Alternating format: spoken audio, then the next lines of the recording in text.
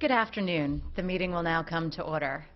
Hello, I'm Donna Savigny, President of the Board of Education, and I'd like to welcome you to our October 16, 2019 board meeting with citizen participation. In keeping with the board's commitment to open communication with the community, this meeting is being streamed live on the CCPS website at www.carrollk12.org and broadcast live on Channel 21. We are also recording this meeting so that it can be accessed on demand on our website and broadcast throughout the month on Channel 21. We would like to remind you that because this is a live broadcast, anyone who participates in the meeting needs to use a microphone. Later in the meeting, time will be provided for citizens to address the board regarding topics on the agenda or other items of concern, except for items relating to personnel. Persons wishing to address the board should fill out a blue card located on the table near the entrance to this room and pass it to the superintendent or the board president prior to the conclusion of the scheduled citizen participation. Please stand for the Pledge of Allegiance, followed by a moment of silence, and then the national anthem.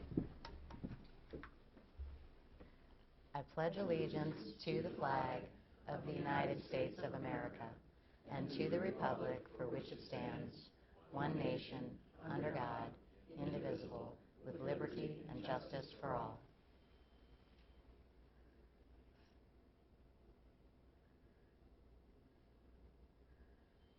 Thank you.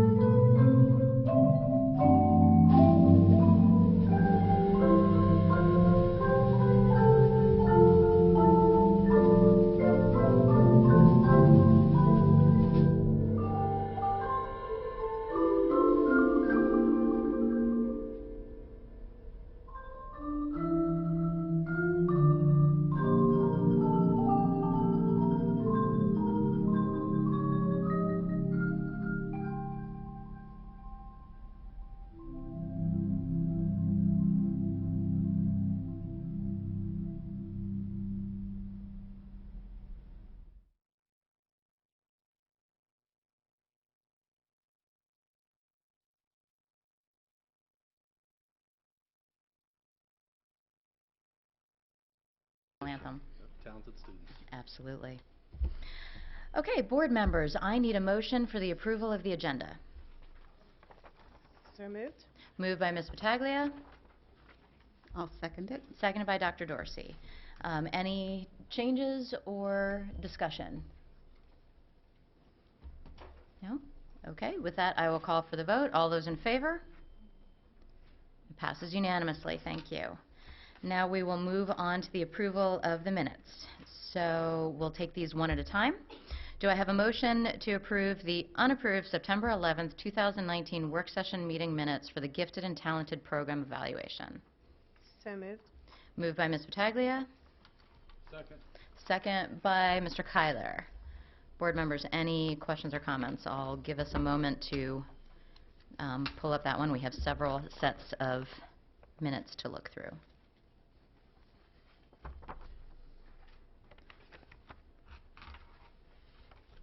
Dr. Dorsey, I know that you had a couple of quick revisions to these for a draft version that had sent out, and those were made, and so we are comfortable with those changes. Folks, were there any other comments on this set? Okay, then with that, I will call for the vote. All those in favor? Passes unanimously. Thank you. And now I need a motion to approve the unapproved board meeting minutes for September 11th, 2019. So moved. Moved by Dr. Dorsey. Second. Second by Ms. Battaglia. Board members, any comments? And again, this one had some revisions that have been made as well. Correct.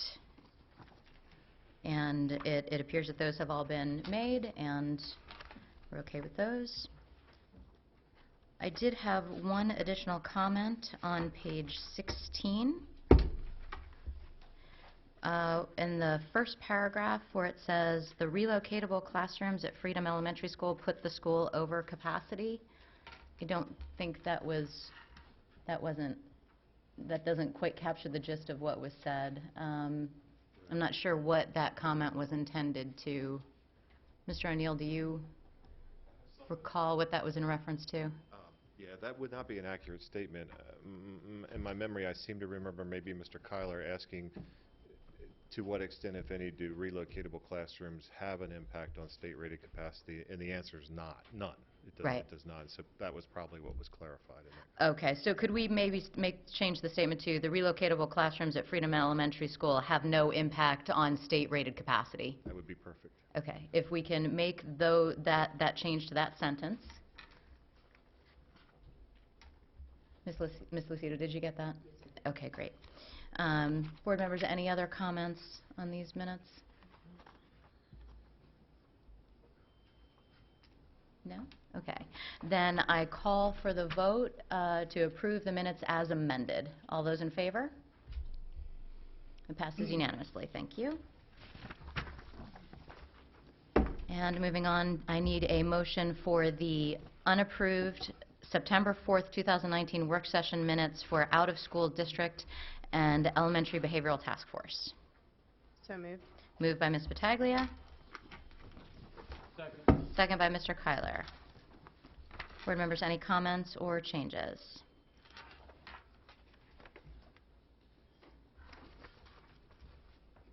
No? Okay, and I call for the vote. All those in favor? It passes unanimously. Thank you.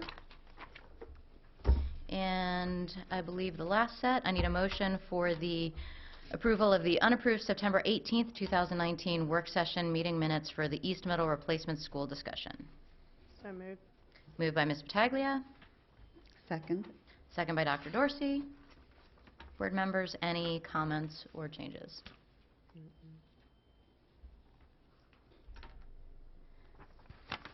I did have one comment towards the top of page 2, where it says Mr. Hill remarked that a 750 to 850 FCI number, that shouldn't be FCI, that should say capacity.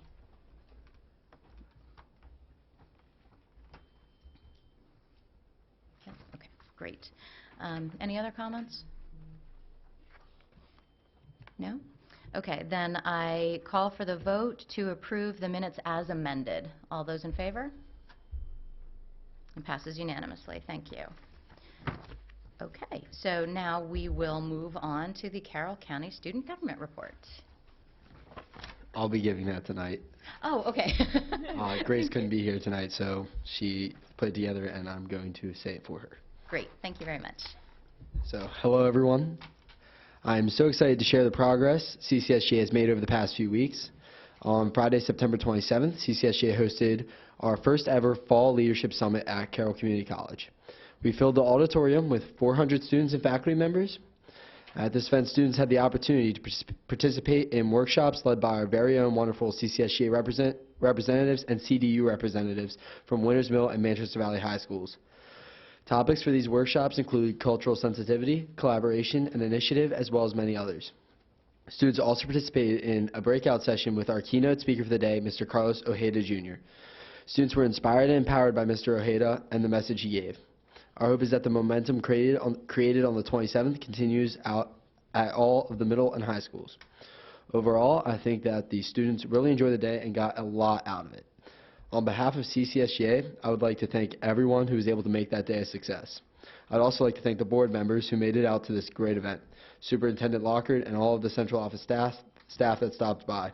We couldn't do it without you. Thank you for being there with us. And then just this week, we started the initial planning for our December service-based General Assembly. This holiday-themed GA will focus on giving back to the community. We hope that you'll be able to join us for this event also, and the date for our December General Assembly is Friday, December 13th. Stay tuned for lots more details. Thank you for letting me share our progress with you all. Have a wonderful evening. So Friday the 13th. Okay. December 13th. Thank you very much, Mr. Klingenberg. Okay, so with that, we will move on to Section 2 and public comments. Ms. Herbert.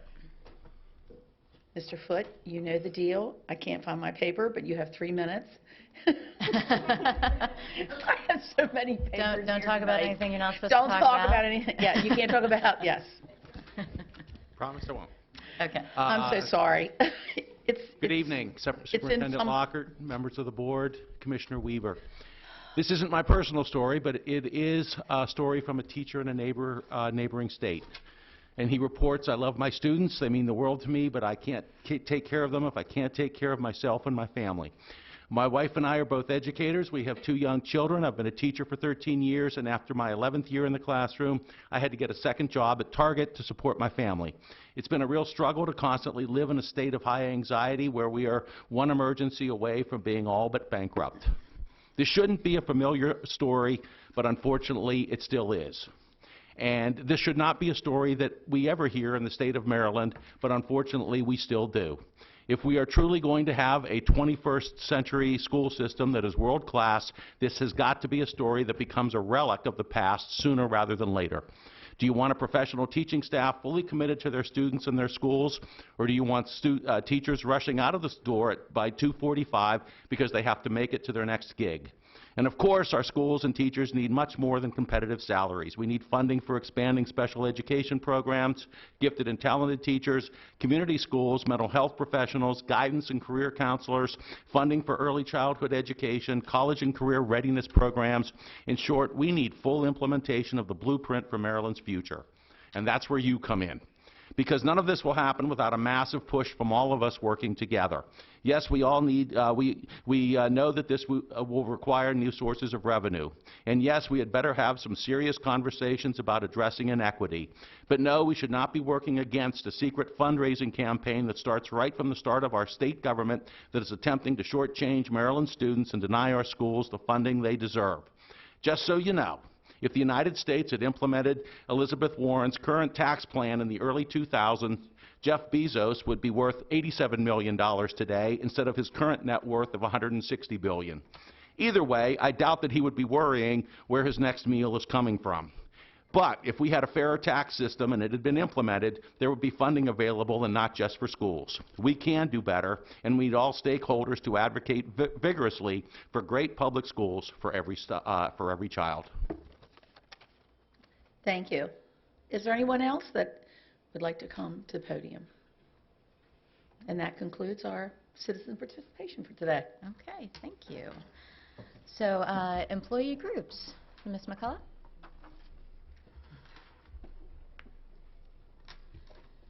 Good evening, Superintendent Lockhart, members of the Board of Education, and Commissioner Weaver. I'm Teresa Basler-McCullough, President of CCEA, the Carroll County Education Association, who represents the dedicated, hardworking teachers, counselors, RNs, speech and language providers, OTs, and PTs who makes the difference in a student's life daily. Thank you is extended to those stakeholders who attended the community forum from the Coalition for the Blueprint for Maryland's Future on September 17th. Carroll County started the series that's being held across Maryland. All discussions are based on the importance of increasing school funding and how funding would help schools, educators, and students. CCA is looking forward to the MSEA convention. That's why I'm in my convention mode today. At the end of the week, that is if we make it across the Bay Bridge in ample time. The representative assembly, business items, and current topics, just to mention a few features of the convention, are always motivating, intriguing, and energizing. Of course, those highlights of the convention will be shared at the November Board of Education meeting. Thank you. Oh, by the way, and let negotiations begin. Thank you. Are there any other employee groups for this evening? I know Ms. Deal usually gets up, but I don't see her in the audience tonight. She's not here tonight? Okay. All right, any other employee groups? No? Okay, then we will move on to Section 3, Board Member and Superintendent Updates. Board members will do activities and correspondence. Who would like to go first? Mr. Kyler? Hi. September 24th, we started the East Middle Construction Planning Committee. It was a great start, and 100% of the committee was there. October 2nd through 4th was the MABE conference in Annapolis, and it's great topics and good education, but it's also good networking. It's nice to hear from other parts of the state and similar problems and different problems. October 2nd was our second East Middle Construction Planning Committee. Again, great discussion. And next we're going to go tour Mount Airy as a comparison. And it's a good group. It's a nice mixed group, and we've had a nice agenda so far. The committee's getting a good start, I think. October 7th was also the Community Town Hall at Francis Scott Key. Great presentation. I was fortunate enough to get to sit with and do a lot of conversation with the new principal up there, and we really wish we could get more parents and more community members to these meetings, but I always tell the coaches at wrestling practice, you coach who's there and you don't regret who isn't there. You deal with who's there, and it was good discussions, and the staff I thought did an excellent presentation. October 11th was the NAACP 17th Freedom Fund Banquet. Again, nice evening and good speaker and nice opportunity to talk with a number of people. Monday, I don't know if this counts, but went to the Man Valley at Francis Scott Key JV football game. Saw a lot of parents there, a lot of staff there, and it was a fun evening. And that's all I did. Okay, cool. I'll go Ms. next. Battaglia? So a couple of things that I was able to attend. We had the first CAC meeting of the year, and that was very well attended. Lots of good conversation with some of the members of the county, and we had a good amount of people here. I mean, the room was full, and we actually had to make more room for those that came in later. So it was very well attended. I'm so happy to see that. Like, I think it's really good that we're trying to get ideas of things for them to talk about and take back to their schools. Along with Ken, I was with the East Middle School Construction Committee. I attended the Fall Fest event that we had for those with disabilities, and that was incredible. It was so powerful, and the looks on these kids' faces was incredible, and it brought me to tears because it was just so moving. All the kids had a really good time, and seeing some of the students that I even knew, they just loved it. They just lit up. I also attended the Leadership Summit towards the end. It was really nice to see a lot of the future leaders of this county that represent the different schools that they have. Man Valley homecoming game, go Mavericks. They did really, really good for homecoming. I believe the score was 40-0. So that was, yeah, it was pretty nice. MABE conference, we had that. I went to the FSK Town Hall and, of course, the NAACP banquet, which was really well attended, and there was a lot of good conversations there, too. So it's just been nice to get around and different events. I have not been able to go to my ambassador schools yet, but I'm going to be doing that. I actually wanted to make sure the schools started good. I didn't want to bombard them and, hey, I'm going to come visit, and then they'd be like, oh, I don't want anybody freaking out. So I'll be coming around soon. Okay. Great. Dr. Dorsey? Okay, my activities include, on the 17th, I attended Mount Airy Elementary's Welcome Back Social, which was at Watkins Park, and very well attended, and looked like all of the students there had a wonderful, wonderful time. So I really do thank the PTOs for making that activity happen for the students, because as we know, Mount Airy and PARS combine their PTO, so it was just good to see the students from both schools in attendance. And then I later attended a portion of the CCEA Forum on Funding for Education at Sykesville Middle. On the 20th, I attended an Education That's Multicultural meeting, and at that time, we shared and received feedback on the culture Expo, and again, just a lot of positive comments concerning that. So again, kudos to Mrs. Jones and the entire staff that was involved with that. Also at that meeting, we received the Carroll One Book information, and also received an overview of the performance academies. And on the 24th of September, I attended a performance academy that was held for the middle school teams, and it was very well attended, and the staff did a wonderful job. Mr. Anderson certainly, with help from others, shared a clear charge with all of the participants, and the focus was on analyzing school data so that school staffs can begin to turn numbers into names and become advocates or interrupters to provide access to a well-rounded curriculum for all of our students. And again, the school teams were involved in reviewing their data points, and all of their information was disaggregated. So they spent the afternoon looking at their individual school data. Later that evening, we attended the CIP hearing. We were a little bit disappointed. We didn't have any public members in attendance, but we were here ready to hear some feedback. On the 25th of September, I attended the Conference Program Committee meeting for MABE's annual conference, and at that time, our conference committee made final arrangements for our annual conference. We prepared bags and gifts for the conference attendees, and then on the 27th of September, I am glad that I was able to attend the Sources of Strength training that was held here. And again, thanks to Mr. Rodriguez and the staff and the members that he had who shared information on that. On 10/1, I attended the opening and first session of the Instructional Assistance Professional Development Day at Westminster High School. And then later that day, I traveled to Annapolis so I could be in attendance for our MABE's annual conference, which was the 2nd through the 4th of October. And as has already been said, certainly that forum provided a great opportunity for networking and learning. And I was glad that Dr. Lockhart and most of our board members were in attendance.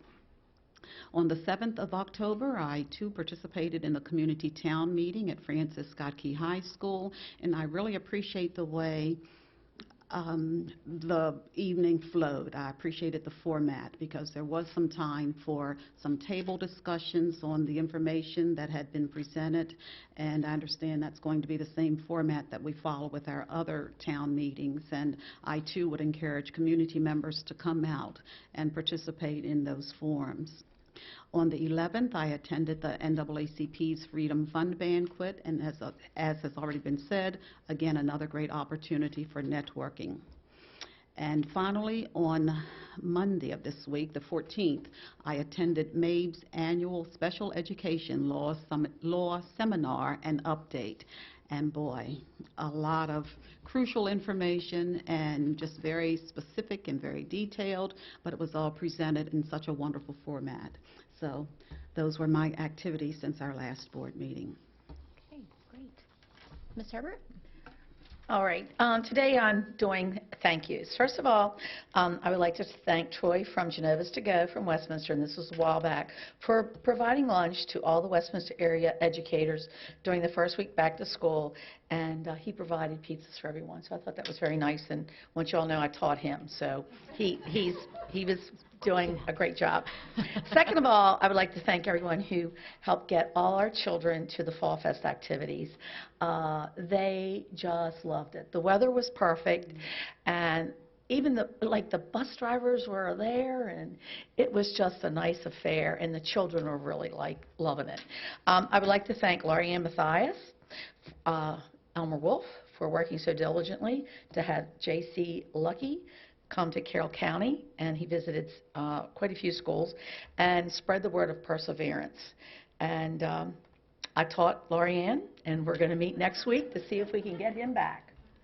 I want to thank Dr. Dorsey for being on the MABE committee, conference committee, and that was a very informative conference in Annapolis. That's the first time I've been there. I could not get away from my farm for 3 or 4 days, but I certainly could drive back and forth, and I didn't teach Dr. Dorsey. I want to thank the Performance Academy Committee. Mr. Jason Anderson, that was wonderful, and I was so glad to see Mr. Alasakis up front being tapped and doing a great job leading, and I just thought that was wonderful. I really appreciated that. And I followed the GT program because I know we definitely are lacking, and they are working very hard trying to fix some of the things that are not correct. Thanks to Jimmy Rodriguez for the Sources of Strength meeting. It was a wonderful activity, and everybody enjoyed each other, learned from each other, and continue with that. A special thanks to Tammy Chisholm. She is a parent liaison for setting up the behavior strategies meeting at Carroll Springs for the Family Support Night, and that was on October 10th. It was unbelievably attended. They just kept on bringing more chairs and more chairs in. And I thought it was wonderful because I think sometimes when you see these parents and their children, I feel sometimes they feel like they're alone. But when they sat down at the tables and they talked about putting your children to bed and not hassling, and a more calm beginning of the day. It was some really good, positive strategies for those families. And I just thought that, you know, she definitely needed credit for that. Special thanks to Jean Lewis for inviting us to the board, to the NAACP banquet, and best wishes for her husband's speedy recovery. I want to thank Rochelle, who's not here tonight, but Ed is, and Manisha for a wonderful MABE annual special ed update. Ms. Pat and I sat beside each other, and there was a lot of information this past Monday. I have been out and about to visit a lot of schools, and on October 24th, when we were talking about our meeting at 2 o'clock, farm to table, I would like to tell you all know Elmer Wolf has a dinner on October 24th, starts at 5:30 for $10. So that's another community activity, farm to table, to get people involved. So thank you. Thank you. Mr. Klingenberg. So I just want to reiterate how awesome that our National Leadership Summit was. We had 400 kids there. I think every single one of them left there more energized to try to help shape their school's culture. There was no one there who seemed disappointed or lazy at all. They were all seemed very ready to go and were very happy with everything. And I think it got them going as a great start for the school year. And I do think South Carroll scored on us in that homecoming game. Pretty sure they scored on us, but I digress. We won. That's the key. It was 40. Oh, yeah, I remember the 40 part. Okay. Forget the 3, or whatever it was. All right. Well, thank you, Mr. Klingenberg. The 400 attendance is really an outstanding turnout, so that's great to hear. And we'll look forward to trying to attend the meeting on the 13th. And I think most of the things that I had for my correspondence, folks have already touched on, so I'll just go through them real quickly. But I was able to attend the first CAC meeting of the year. Dr. Lockhart and I were able to go and kind of set the stage a little bit for the beginning of the year, and basically impress upon that group how important their participation is and how they really are a significant part of our pillar number 2 in the strategic plan, and how they can really help us from a community perspective, help us achieve our goals as a school system. And I think that was very well received. And as Ms. Battaglia said, the attendance was probably one of the best attended meetings that we've had with the CAC, and it's great to see that participation, and I hope that we can keep up that momentum through the rest of this year and into the future. so that was exciting. Was also able to attend one of the Performance Academy sessions, and I also want to thank Mr. Anderson and all the folks that were involved in that activity. There was high energy. It was really exciting to see the teachers who were there. They were very engaged. The school teams who were looking at the disaggregated data and really coming up with, they really took the theme of turning numbers into names to heart, and it was really great to see them actively talking about individual students and how are we going to help these kids achieve better in school. It was just very exciting, and I want to thank everyone who was involved in that. Also, the CIP hearing that we were here, it was a little disappointing that we didn't have any community members come to give feedback on that, but hopefully that means that folks are generally aligned with where we're headed for the future. So. And the last one is the audit committee meeting that we had a couple of weeks ago. There were a couple of items discussed at that particular meeting that will be coming out tonight in a couple of the agenda items. So I won't belabor that now. But I think that's it for correspondence. And Dr. Lockhart, we'll hand it over to you for the superintendent's report. Thank you, President Savigny. Good evening, everybody. Just a couple of highlights of some great things happening in Carroll County Public Schools. First of all, congratulations to Marissa McNally. She's a 7th grade life science teacher at Mount Airy Middle School. Marissa received the 2019 Jenny Nunn Outstanding Curriculum and Instruction Student Award from the Graduate School at Hood College. Marissa is a current graduate student in the Curriculum Instruction program there at Hood. For her graduate action research project, she researched phenomena-based learning and its impact on students' academic achievement and engagement in her life science classroom. So congratulations to Marissa on that award. I'd also like to congratulate the Westminster High School FFA Veterinary Science Career Development Events team for earning first place honors at the Northeast Regional FFA contest. Westminster's 4-member team competed against top teams from 14 states in a variety of veterinary science career skills. Skills included general knowledge, veterinary practice skills, veterinary math, oral communications, and customer relations. In addition, Westminster graduate Lisa Ramsberg was recognized as the Maryland FFA Star in Agricultural Placement and a runner-up in the Northeast region of the United States. Very impressive, Westminster High School. Just as impressive, Aaron Guyman, he's an agri-science teacher at Westminster High School. Aaron is the Region 1 finalist for the Association for Career and Technical Education's Teacher of the Year Award. Region 1 encompasses 15 or 16 states, and I think the District of Columbia. So that's pretty impressive. So he is the Region 1 finalist. I believe this is comprised of 5 regions in the United States for this award.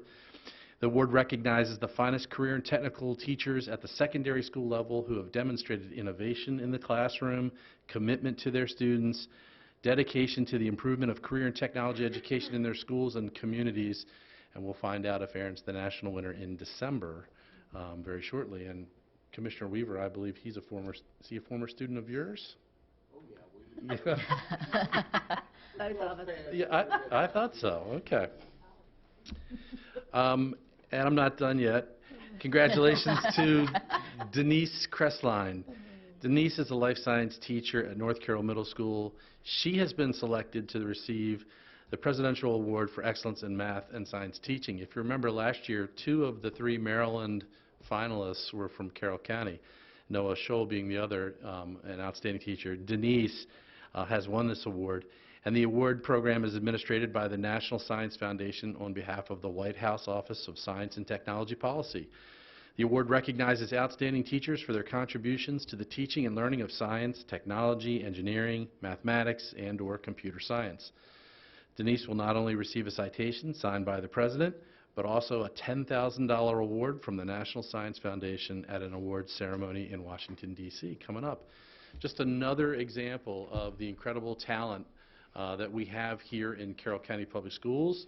And I'll just say one last thing. As everybody knows, Brandy Jason, our Carroll County Public Schools Teacher of the Year, she's a finalist for Maryland Teacher of the Year. That banquet and announcement will be made, I believe it's next Friday night. Not this Friday, but next Friday night. So we'll find out there as well. So I'm proud to share the amazing contributions, talents, and accomplishments of our students and staff. Thank you. Thank you. And it's very exciting to hear how long that list of special recognitions there are. Okay, so board members, we have a couple of national weeks that we'd like to recognize. So, Ms. Herbert, if you'd like to go. National Principals Month. October is National Principals Month, a time to celebrate excellence in school leadership and to recognize the critical role that principals play in school achievement and student success. Principals set the academic tone for the school and are involved in all aspects of school life. They spend countless hours beyond the school day to support their students, staff, and schools. Thanks to all of our outstanding principals for their leadership, hard work, and dedication. This week we are celebrating National School Lunch Week, October 14th through 18th. Our school cafeterias provide a nutritious lunch and breakfast for students and contribute to their well-being and academic success. Thanks to all of our dedicated food service employees for serving our students and promoting healthy eating habits. Before I mention School Bus Safety Week, tonight's meeting I decided to set a goal for the year, and I need everyone's help. I constantly hear about Miss Herbert and everyone she taught. I would like to meet the people that taught Mrs. Herbert. Please help. That might be a hard thing. But I am proud of all the kids that I have taught. I am so proud of all those kids. School Bus Safety Week. Excuse me, and I taught your children too. And you constantly try to teach me. School Bus Safety Week, Bus Driver and Bus Assistant Recognition Day. School Bus Safety Week will be held during the week of October 21st through the 25th. Bus Drivers and Bus Assistants Recognition Day will be held on Tuesday, October 22nd. Thank you to all of our school bus drivers, assistants, bus contractors for their dedication and commitment to providing safe and efficient transportation for our students. They have a very important job and not an easy one.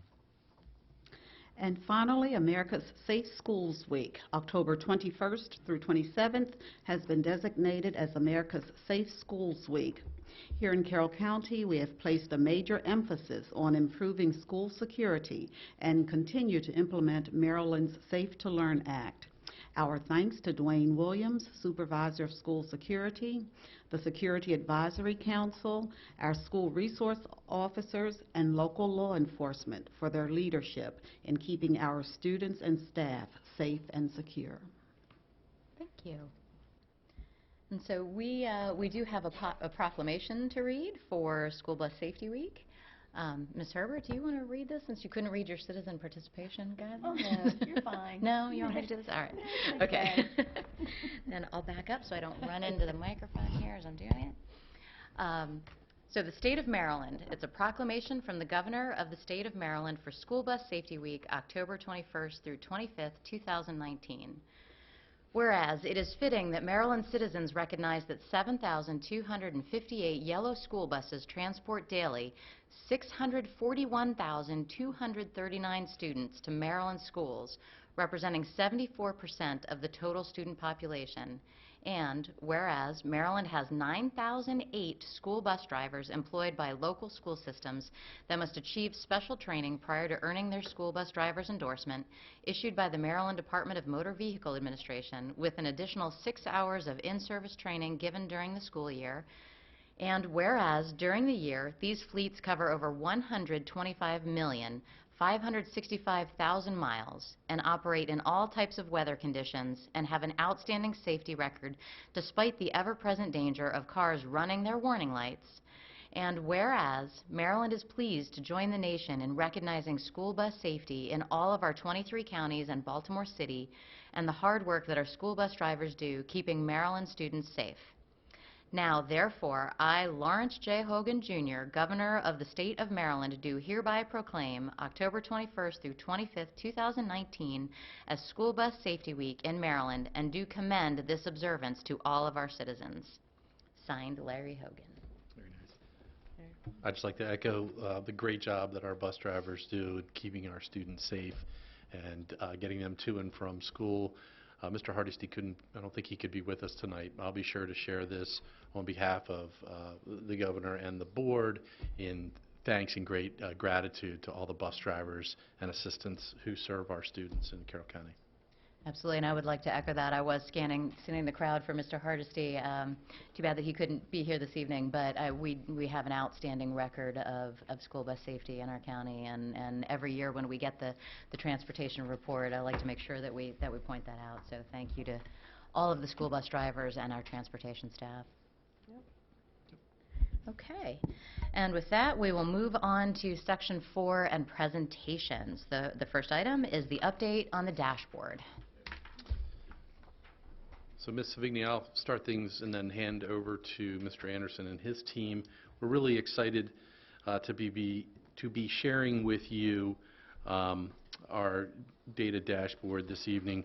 When we started talking about our strategic plan and we started listening over the course of last year to the needs of our school communities, our teachers, our staff, we knew that we needed to have information that was timely, that was readily available, easily attainable, that informed instructional decisions and information to our teachers in our schools, as well as forward-facing information to the public as it relates to our own accountability on the strategic plan measures that we've put in place. And so I'm excited to be able to share this with you this evening. Mr. Anderson. Yeah, thank you, Dr. Lockard, President Savigny, board members, Commissioner Weaver.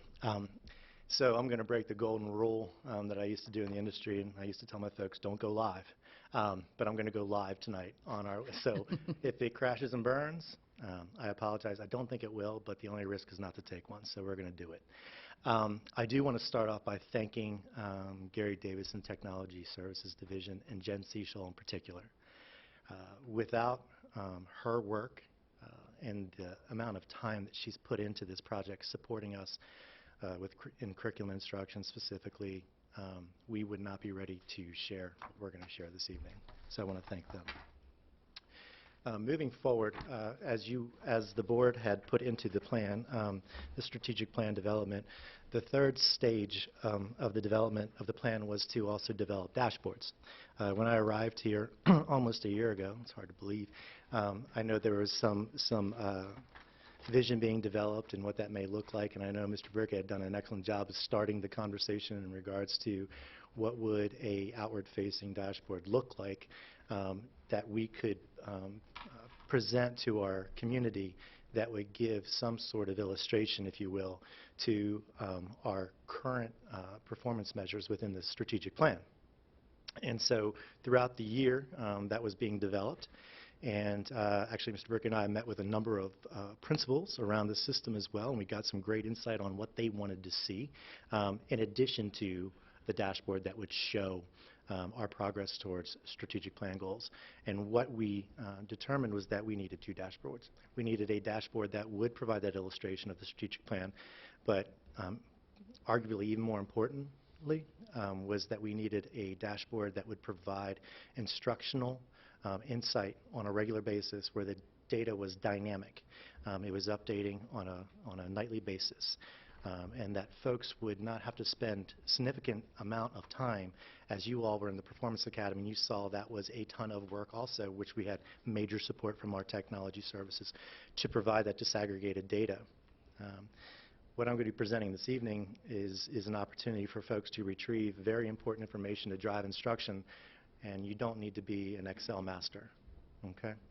So as we go through the presentation, I just want to remind everyone essentially that the operational definition of a dashboard really is an opportunity to illustrate the key performance indicators that we have put in place, whether we're talking about the strategic plan or actually things that we're looking at, we begin to look at within school improvement plans as well, which is going to be, I think, of great benefit for our schools, most importantly.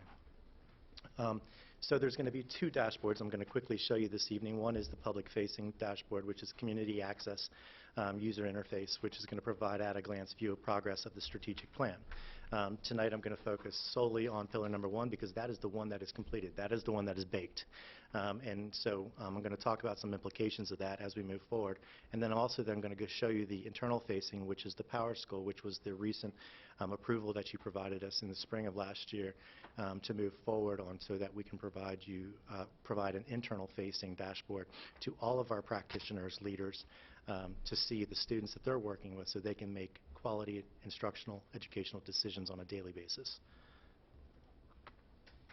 So here, if you go to our webpage, this is what you see. You'll recall, you'll see the core values, the process and reporting, the 4 pillars, and then down here you'll see a place for the CCPS dashboard.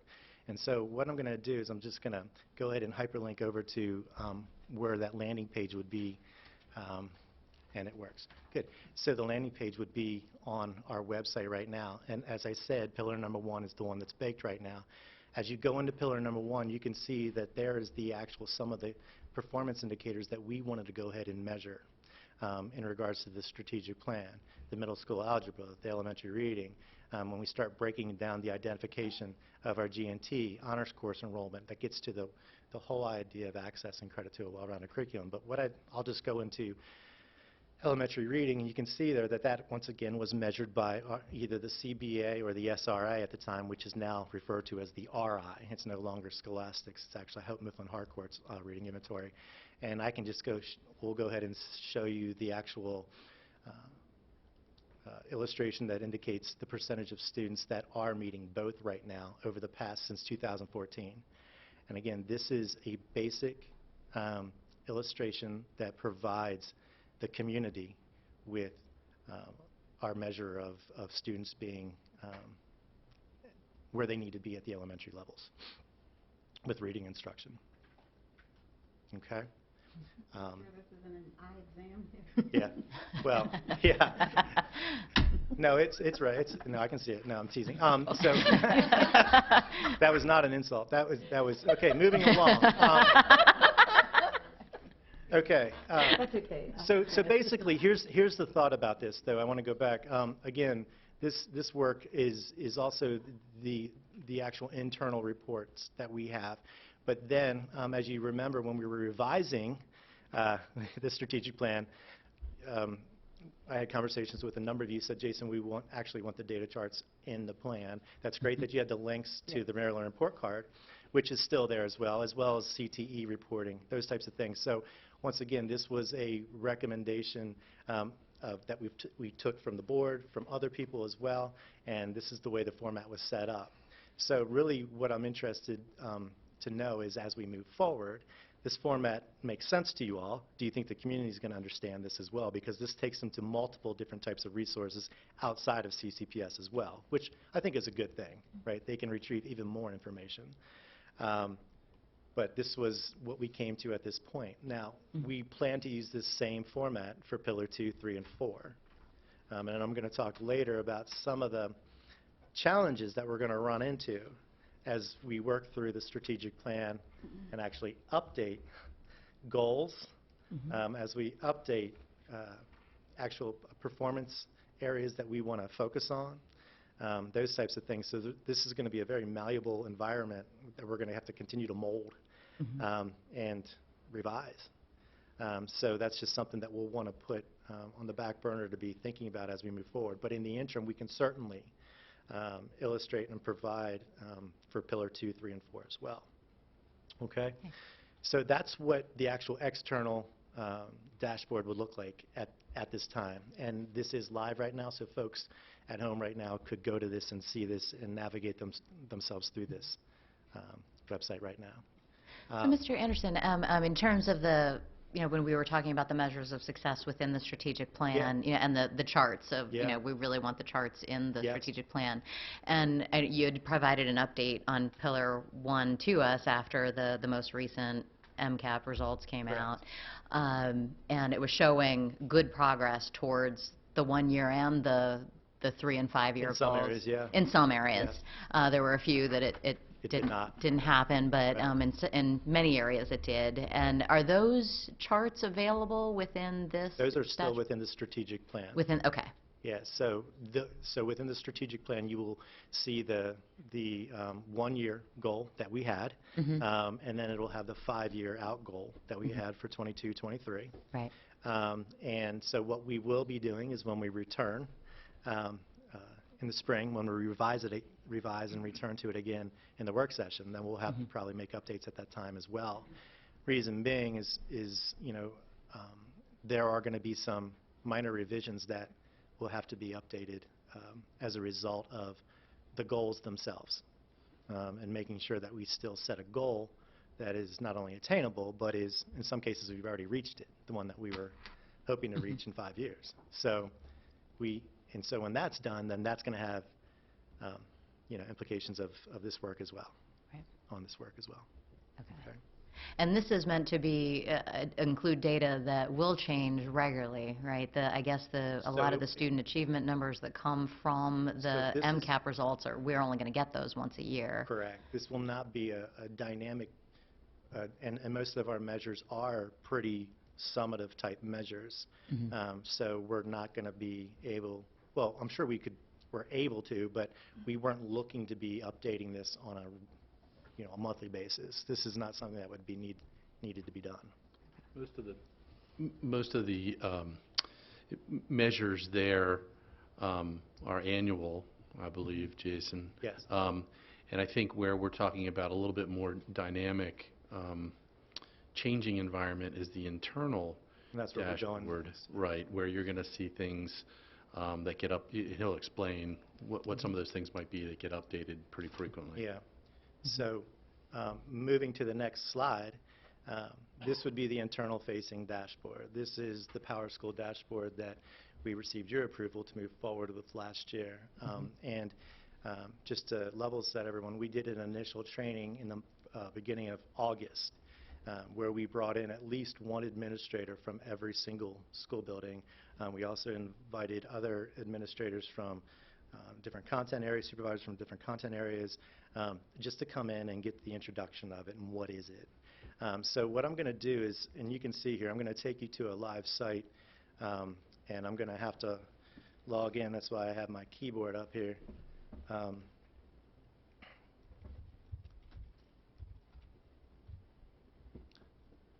Don't write this down.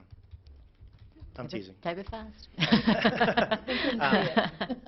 So this is actually a demonstration site, and I purposely chose a demonstration site with you all today because, again, of the PII whole situation. I don't want our students up there right now for anyone to see. And in fact, to talk a little bit about that, teachers will only see the students that they are teaching, just to let everyone know that. Administrators will only see the students that are in their building, to let everyone know that as well. Essentially, this is something that is aesthetically pleasant to look at, but is really just an overlay of the amazing amount of work that our tech services team does that has collected numerous amounts of files, have formatted the files to make sure they could be exported and then imported into this system, which is a ton of work. And so what this is a quick and easy one-stop shop for our teachers and for our administrators. When I first arrived here and when we did have an opportunity to visit a few schools, what they said is we would just want the data in one place, because we've done great work in regards to collecting the data, but you can be, data-rich, information poor, right? And so what we found is that we had tons of data, but it wasn't being used, and the reasons for that, there's a long list of them. But what we were trying to do was to create a place where there's easy access. So you can see on this dashboard when someone would log in, whether it's I'll use this as an administrator, logs in, you can see that here's the attendance for the past, since October 9th. And I can hover over 9th grade, and I can go ahead and see what the actual absentee rate was, how many kids were out on what day, right? So that's cool and everything. You can see the actual attributes of the actual student population in your building. You can see how it's broken down. You can hover over it and see the actual count. And this is systemic data. Okay, again, this is a fictitious system. This is not ours.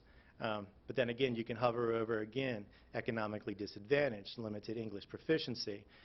Then you can these are all your attributes of students, and you would have those similar attributes in your building, right? And so then you can go over to discipline also, and you can see month by month what discipline rates look like by grade level. Again, this is a nice collaboration that we're bringing everything to one place for the administrator. Again, we're working closely with student services. On our dashboard, this is only going to be major offenses, I believe, right, Carl? Yeah, major offenses. So we're going to keep it just to major offenses here. If not, it would be ridiculously large. So I mean, a small little thing. So so that's something to consider as well. Again, the principal administrators can see that information very quickly, look back at historical looks.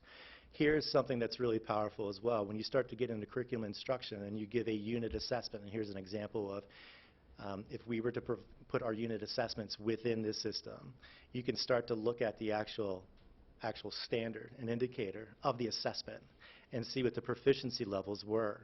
You can see here that about 42% of the students, 39, were proficient. The other ones are not yet there yet. You hover over the actual standard, and you can see what it says. Make a line plot. You're right, this is fuzzy. Make a line plot, a data set, and et cetera, et cetera. So you can see where the actual standard that we can have conversations and data team talks and those types of things where we're having immediate conversations of, wait a second, which area right here are we looking at was the weakest within our school or within our grade level or within our class. You can see that this standard right here, or potentially arguably this standard here, needs more attention.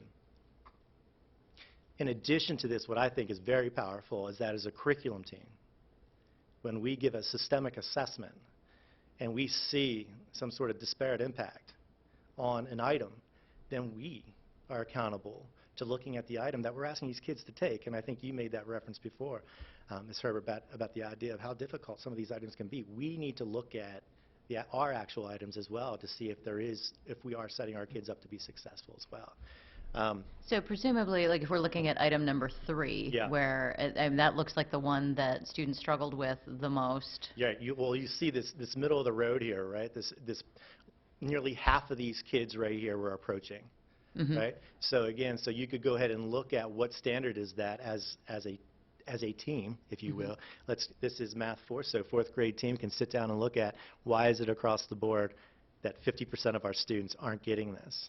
Right, they're not quite there. They're close. Right. They understand some of it, but whereas if you can jump up here and see that this standard right here, oh my gosh, nearly 60%. Not yet. So that alone, what we're doing, what you and I are doing right now, is a huge step in the right direction, and having that availed to our teachers and to our administrators to sit down and look at it, Right. you know, without having to pull it all, is huge progress for all of us, I think. So I guess if I'm thinking back to, the work session that we had about a year and a half ago now, or maybe 2 years ago, so Ms. Herbert and I were probably the only ones who were in that, but it was the middle school ELA discussion where we realized that there was an issue with the writing piece of the curriculum. And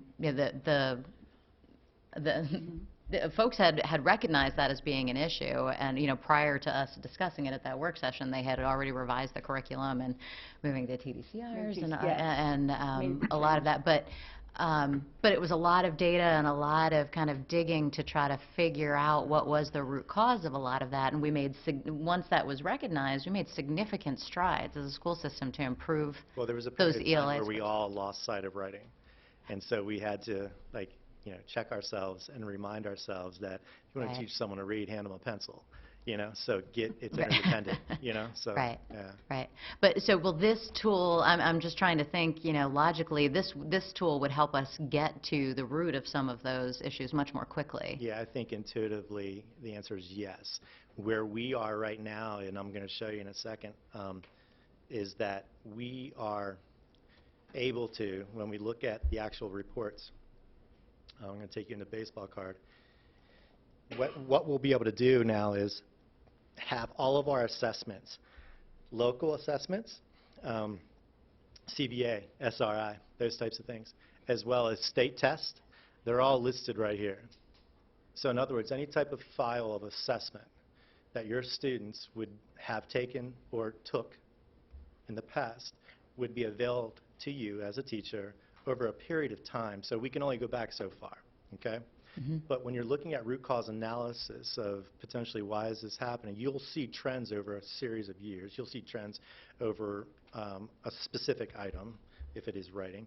But I want to share something with you, how quickly we can start to look at, as a system, how quickly we can look at some data. So I'm just going to go into state tests. I'll go to math this time. I'll go to most recent year, last year. I'll go to 5th grade, May test, and then I'll provide you with, these are all the students that took it. I'm going to swatch out the white boxes because we don't need them. And then, boom, automatically I have all the students that took 5th grade mathematics in our system. Right now, this is me as a central administrator.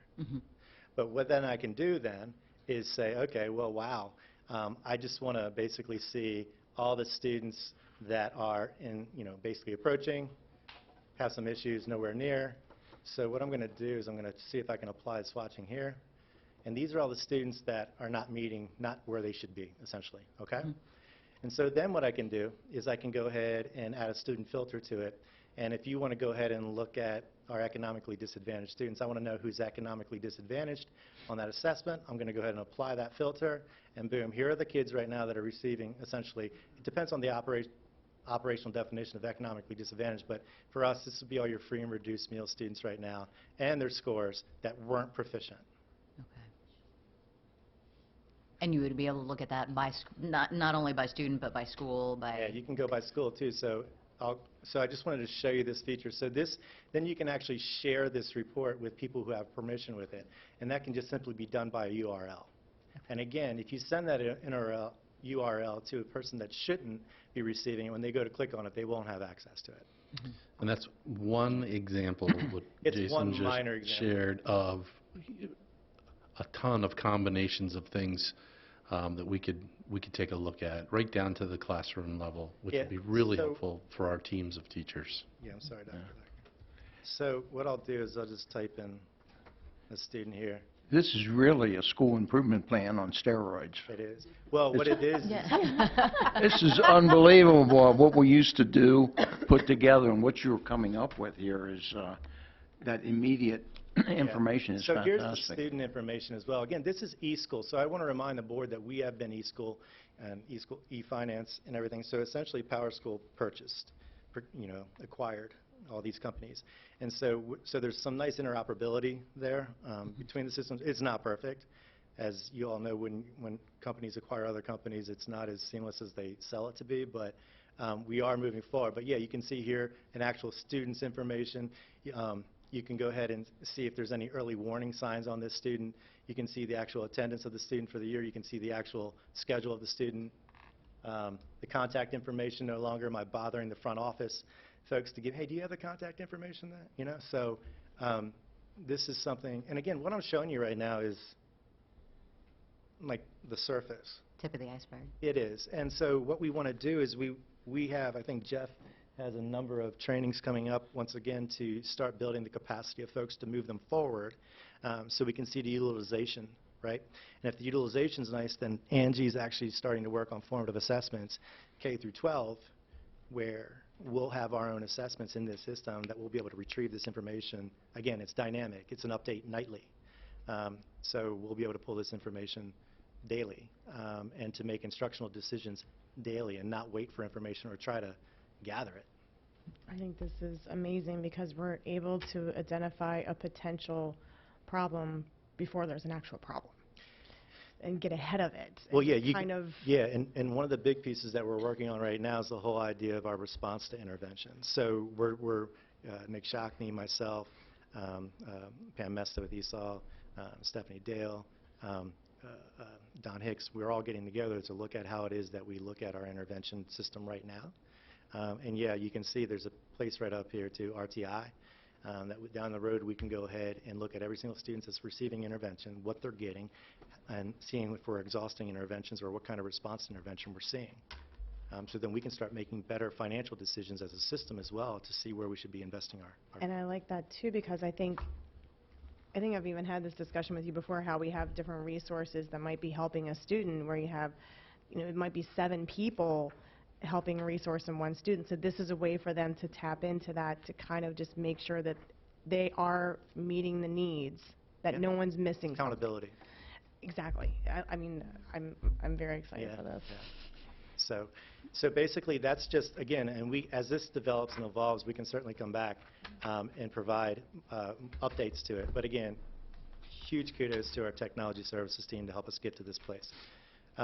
Considerations as we move forward, this is what I was mentioning earlier. As the focus areas and goals change within the 4 pillars, so will the public-facing dashboard.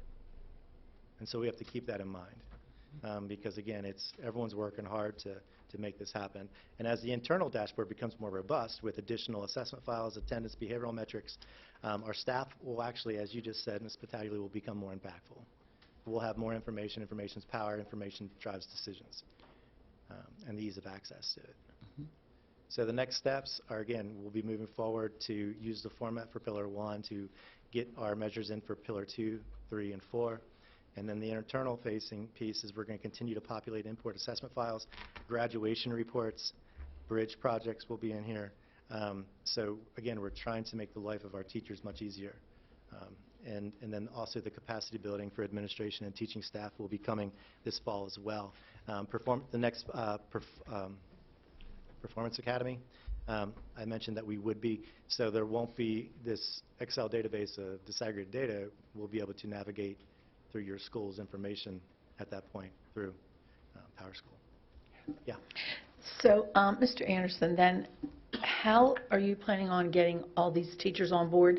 How are you going to have classes or afternoon or faculty meetings, or how are we doing this? So Jeff, do you mind coming up to the mic real quick?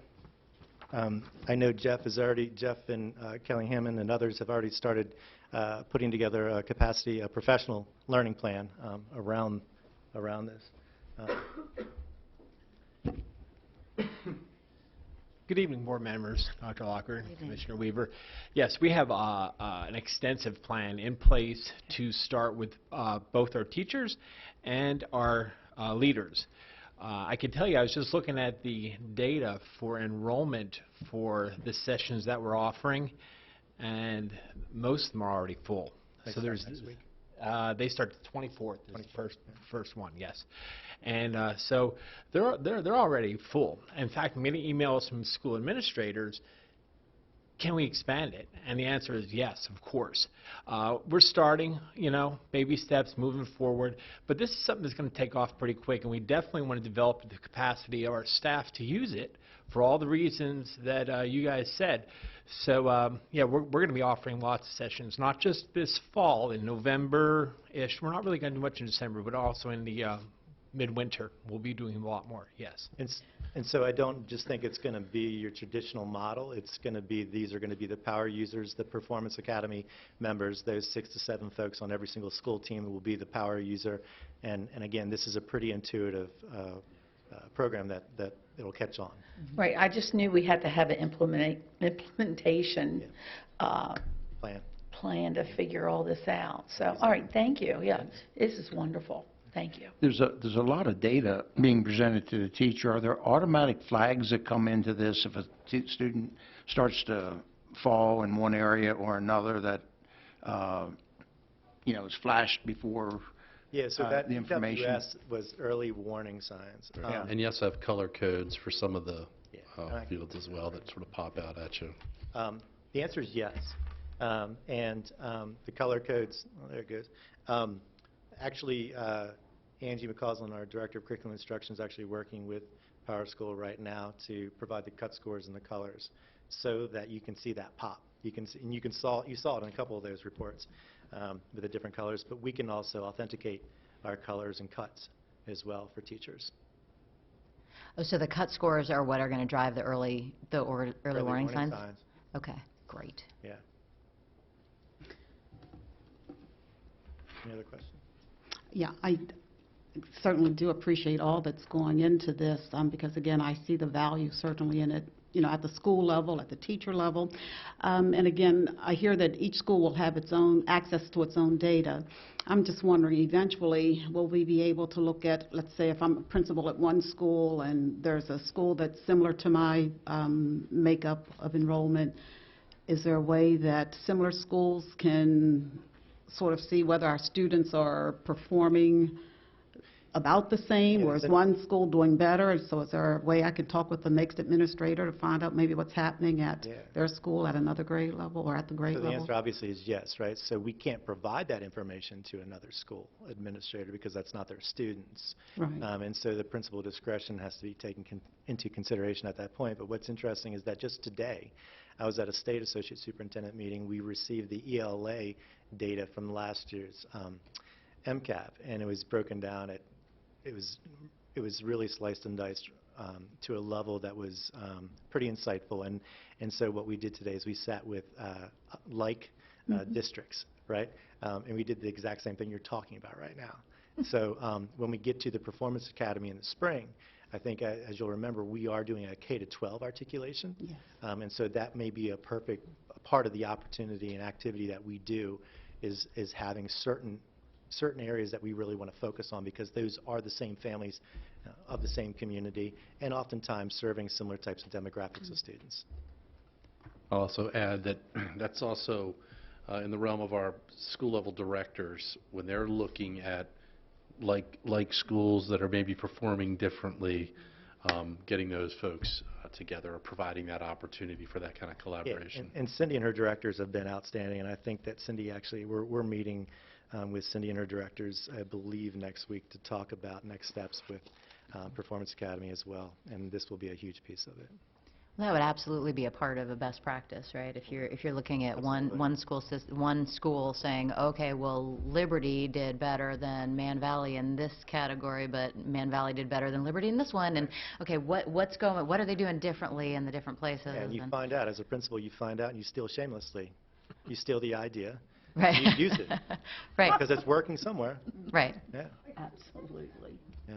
There's nothing wrong with shamelessly stealing good ideas. As long as you tell them. That's right. Yeah. That's right. All right.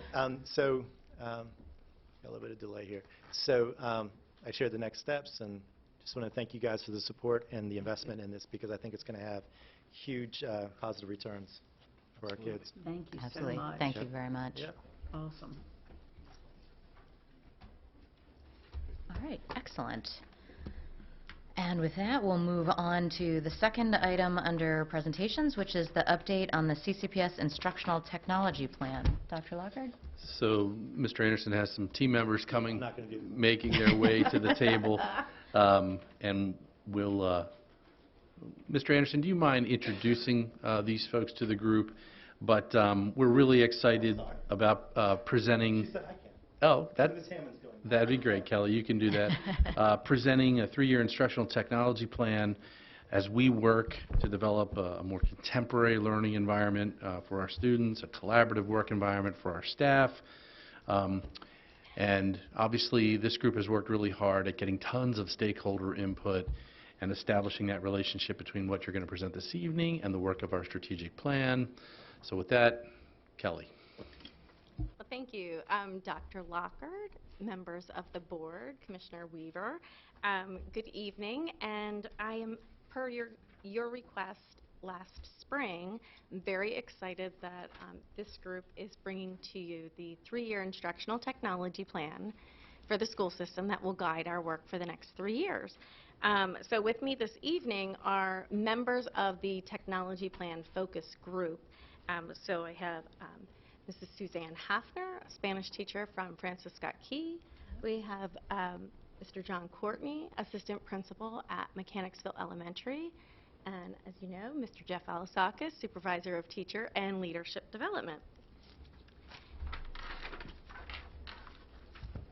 Is this a test? You should turn it off. You turned it off? I did. That was nice. That's nice. We're in good hands. Okay. You gotta watch him. That was the test. So initially, when Dr. Lockhart charged us with the task of creating an instructional technology plan, the first thing that we did, we started about a year ago, and the instructional technology team started to research best practices. We looked at the what this contemporary learning environment really should look like. We explored the National Education and Technology Plan. We looked at the ISTE standards, the International Society for Technology and Education, the standards for students, for teachers, for administrators. We also looked at, Microsoft has some resources to help us with educational transformation, and then later in the year, we also looked at resources that resulted from the Speak Up survey that I will touch base on. We did not look at defining the physical learning environment, but instead what we did was we looked at the learning opportunities that we wanted to ensure that our students had access to. And we know that technology is a powerful tool for transforming learning, but we really, as you can see here, we really wanted to focus on those learning skills. So our goal was to develop a 3-year plan that would create the learning environment and the opportunities for students to demonstrate and develop these skills. Okay, so just a little bit about our plan development, the process. As I mentioned, we started last fall, and in an effort to have input from multiple stakeholder groups and feedback, we started with our Teacher Advisory Council last October. We were excited that in November of last year, Carroll County for the first time participated in the National Speak Up survey, which is a national research project that provided us a lot of input in the area of technology, schools of the future, instruction, professional development needs. We were very excited that we had over 3,400 parents that participated in the survey and community members. We also had input from teachers, administrators, and our student population. We then came back to the Curriculum Council in January, and all of that feedback led us to a 2-week workshop that we hosted in April of this past spring with 37 stakeholders. It was a focus group that represented members of technology services, curriculum and instruction, classroom teachers, special education, who am I forgetting? Media specialists, administrators from all levels as well. And our job was to really pull all of that information together that had been collected throughout the year and to work through the process of developing the 3-year plan. And so what we did was we developed the plan aligned to the Carroll County Strategic Plan. And so the first task that the group had was to come to some consensus on what was our vision in Carroll County for instructional technology. And so you can see that here, that our vision collectively was that all CCPS students will be empowered to be active participants in their learning through authentic digital learning opportunities. Students will think critically, work collaboratively, and be creative in order to construct knowledge while demonstrating responsible digital citizenship. So you can see that those are those learning skills that we referenced in the contemporary learning environment. So our task was then to take all of that feedback and take what we wanted to add to the plan and align it to the pillars. So we did use the pillars and kind of synthesized each of our recommendations as they align to the strategic plan. So what you'll see now is that plan, and for each of the pillars, you'll see that we have we have synthesized it into 2 main objectives per pillar, and then a few key strategies and focus areas for each. So just keep in mind this is a 3-year plan that we are just now starting. So to kick it off, Senora Hoffner is going to walk us through Pillar 1. I did it. Pillar 1, which is providing multiple pathway opportunities for student success. Okay, first of all, I can't explain to you, to say that I'm excited to be part of this is an understatement. I've been pushing for this for quite some time, a little buzz in a couple of people's ears. But as a classroom teacher, this first pillar is the one that I deal with the most, and that is the student learner. It directly relates to how I will have opportunities to offer support to differentiate instruction with my own students and how they'll be able to take ownership and differentiate their own plans and growth. The first thing that was implemented this fall was the College and Career Readiness Program called Naviance. It will help the students align their strengths and interests to their post-secondary goals. So that's already in the works. The next item on the plan is includes increased access and participation in online courses for high school students. That one, especially with some of our building sizes being so small, is huge. It will offer them opportunities beyond their individual buildings. Not to mention give them experience in online courses, which that is what most of our learning is nowadays, and it will give them some experience. Next, we are exploring a learning management system to provide online learning opportunities for our students, and it allows us to create curriculum that will provide individual learning opportunities for them as well. One of the most exciting moments for me is to also say that Carroll County Public Schools is unveiling Google Suite for Education for our educational leaders, I believe this week. Yes, the end of this week. Teachers and students will have multiple digital platforms such as Google and Microsoft now to use in the classroom to prepare them for life after high school graduation. We'll be working together with administrators and help them with technology within their buildings, what they already have in front of them to start with, and help enhance student learning with the technology that already exists while we explore ways to grow.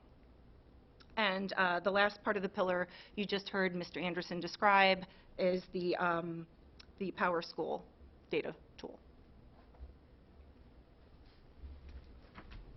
So Pillar 2 is really just about bridging the gap between community and school, using those digital applications to increase that partnership. It's really about understanding the curriculum and instructional practices, but then also at the same time kind of strengthening those partnerships that already exist. One of the big implementations that we've already kind of kicked off was the adoption of the new social media policy, and we use that to engage the community. If you drive past Mechanicsville, you'll see out front our hashtag Team Mighty Mustangs or We Love MES, and it's a way to kind of have the community follow along with the great things that we're doing. Not only do schools have a social media application, but individual and professionals have it as well, and it's a way for them to kind of connect with local community leaders and continue to collaborate in that way. Another thing that we want to do is use video conferencing to increase real-world learning opportunities, and the possibilities there are endless. Whether it's conferencing with a NASA expert to understand space exploration, or taking a virtual field trip from in a local farm to understand farm to table, we want to use video conferencing not only to provide real-world learning opportunities for our students, but then to continue to strengthen that partnership with community leaders in schools by involving them in the learning process too. In addition to video conferencing for learning with students, you also can use video conferencing for professional learning too. If you think in terms of an art teacher that's on a silo in my building, a lot of times they don't get a chance to connect with other art teachers across the system. Video conferencing is a way that she can connect absent with distance and time being a barrier to that as well. Lastly, the community and parent access to curriculum is something that we're working on. I know that the instructional technology department is working with content supervisors so they can have updated content available to the public that will provide parents and community members course descriptions and unit overviews to give a more transparent look at the curriculum from the public's perspective. So all things to continue to strengthen the partnership, but at the same time enrich the learning opportunities that our students have as well. So our third pillar, this is a big one, and we have a lot going on in regards to staff professional learning in regards to the instructional technology plan.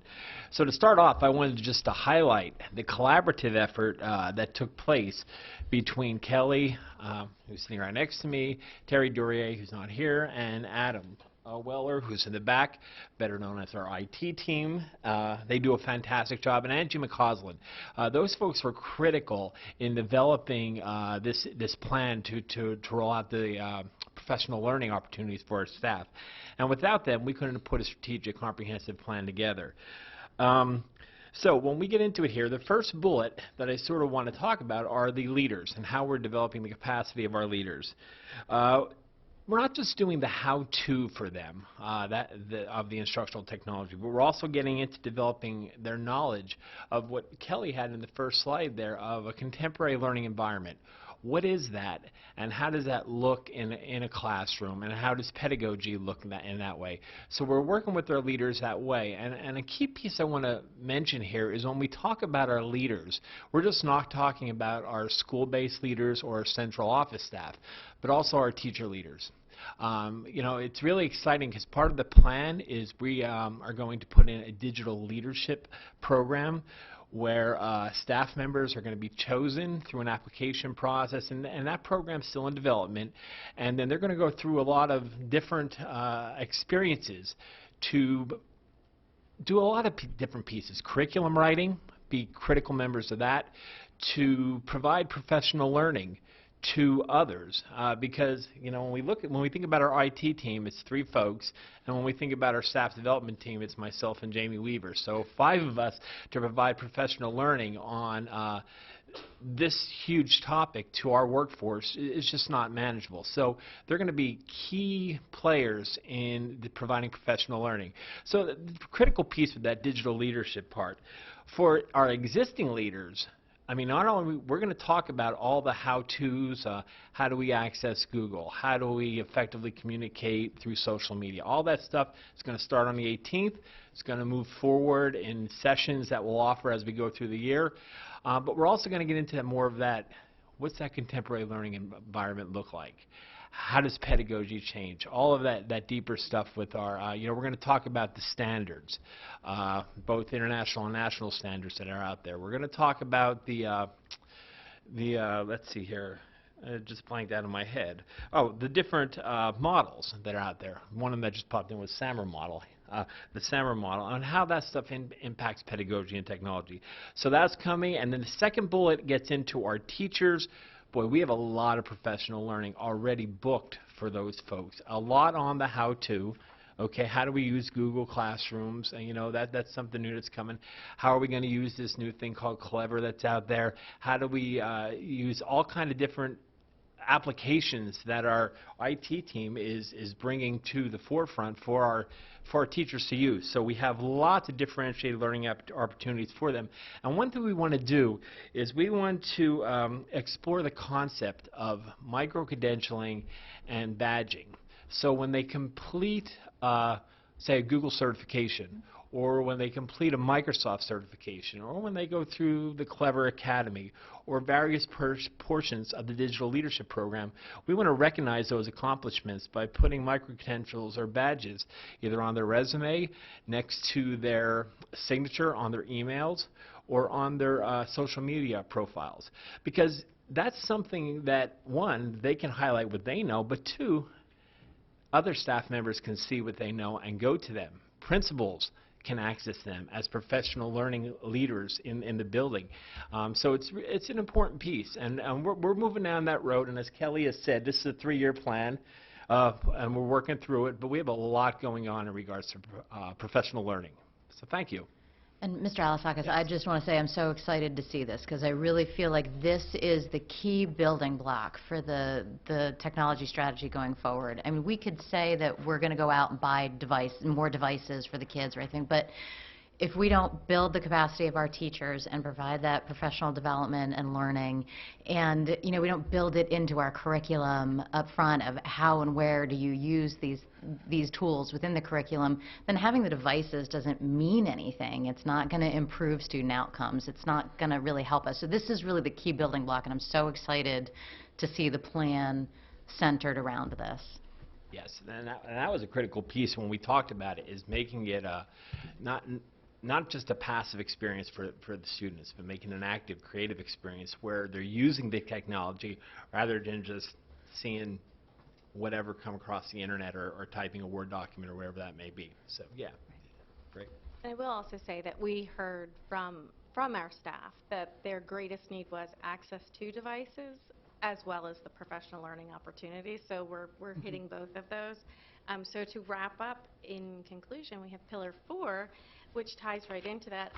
So as you start to think about the learning opportunities, the professional learning that will happen, the increased connectivity of our students to online learning opportunities as well, and we think about Pillar 4, which is to establish safe, secure, and modern learning environments, one of the pieces that will be critical is ensuring that our students are responsible digital citizens. So we have that in the plan as well, and looking at that throughout all content areas as well. And then as we provide more access to content online, as students are learning online, as we have more common formative assessments, our staff is accessing data dashboards, you can start to see the need for access is increasing, and we are already maximizing the utilization of the devices that we currently have. So part of this plan is to develop an implementation plan for increased access to student devices. We know that when the teachers are learning how to integrate technology into their classroom, but they don't have access to the device, it doesn't become part of their instruction. So, so we are going to tackle that as part of the 3-year plan as well. We know that, as you said, we know that procuring devices is not going to procure success. Right. But we also know that the technology is very powerful, and we do need to move forward in creating more engaging learning environments that do provide students those opportunities to develop those future-ready skills as well. So as we work through this pillar, we will obviously continue to collaborate with tech services in discussing what that contemporary learning environment looks like, and then also to explore the devices and the hardware that are necessary to put that into action.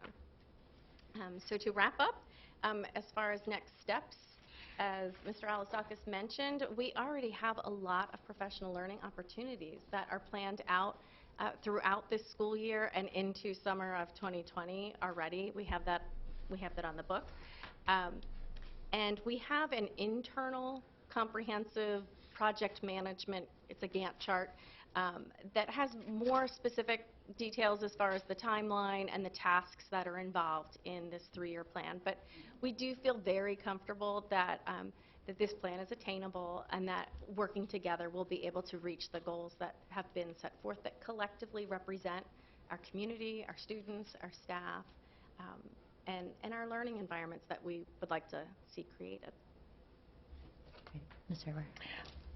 2 things. First of all, I'm so glad that you are going to go forward with working with the underprivileged students that do not have the opportunity to work on a laptop or a tablet, because they do so far more, not as well as the students that have that at home, and because they're not used to working on those tablets, and I saw that firsthand. And number 2, I did go to the college fair on Monday night, and it was so nice to see our people handing out Naviance information. Mary Susan Cunningham was there right at the table. There were a ton of people there. It was packed. And it was so nice that CCPS was handing out their information on Naviance right there as soon as you walked in on the door on the left-hand side. So we are moving forward. So thank you so much. This is exciting. Thank you. Appreciate your time. Thank you. Thank you. I agree. This is very exciting, and I'm excited to now have seen the whole instructional technology plan being unveiled, because I think we've seen some drips and drabs of it along the way. Like you've been removing some of the barriers that we've had, like with the social media policy and approval of apps and all these different things that we've been changing along the way to remove the barriers to success for building this instructional technology plan. So, and we've got the right building blocks. Like you said, we can't procure success by just procuring devices. The devices are going to be a key part of it, but it's not the first and foremost thing that has to happen, right? It has to happen close to the same timing as building the capacity of our teaching staff and our curriculum, but that piece and removing the barriers had to happen first, right? So it's really, I think the way that this plan is being laid out makes so much sense, and I'm glad to hear that you think it's achievable over the 3-year period.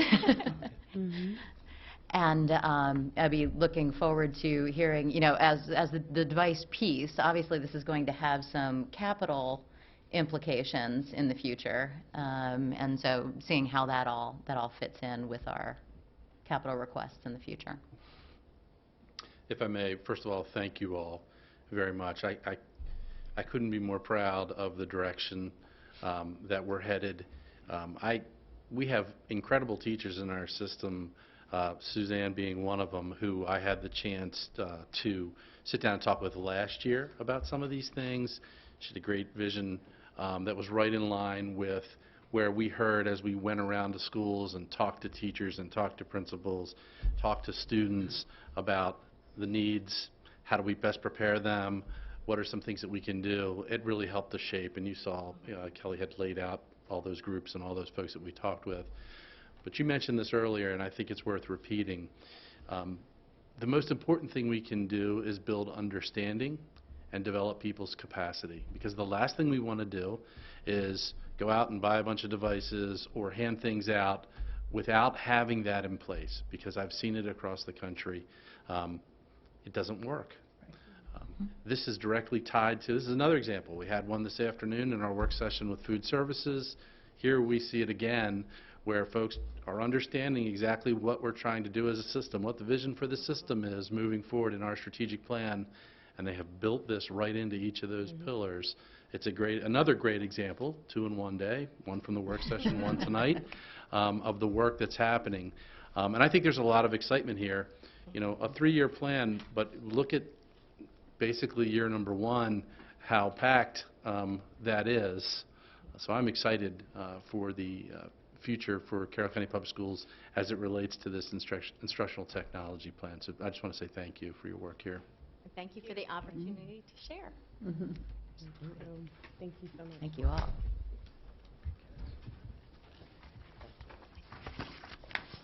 Lots of exciting stuff happening today. All right, so with that, we can move on to Section 5 of reports. And we only have one topic under reports, which is the school construction report. Dr. Lockhart. Thank you, Ms. Savigny. Board members, this is our school construction report. You'll notice this time that we've provided some revisions to the school construction report to provide greater technical detail, to note progress updates, to highlight any upcoming board action. And I will also note, so all that's to be as informative as we can be. I will note that since the report was submitted to board share,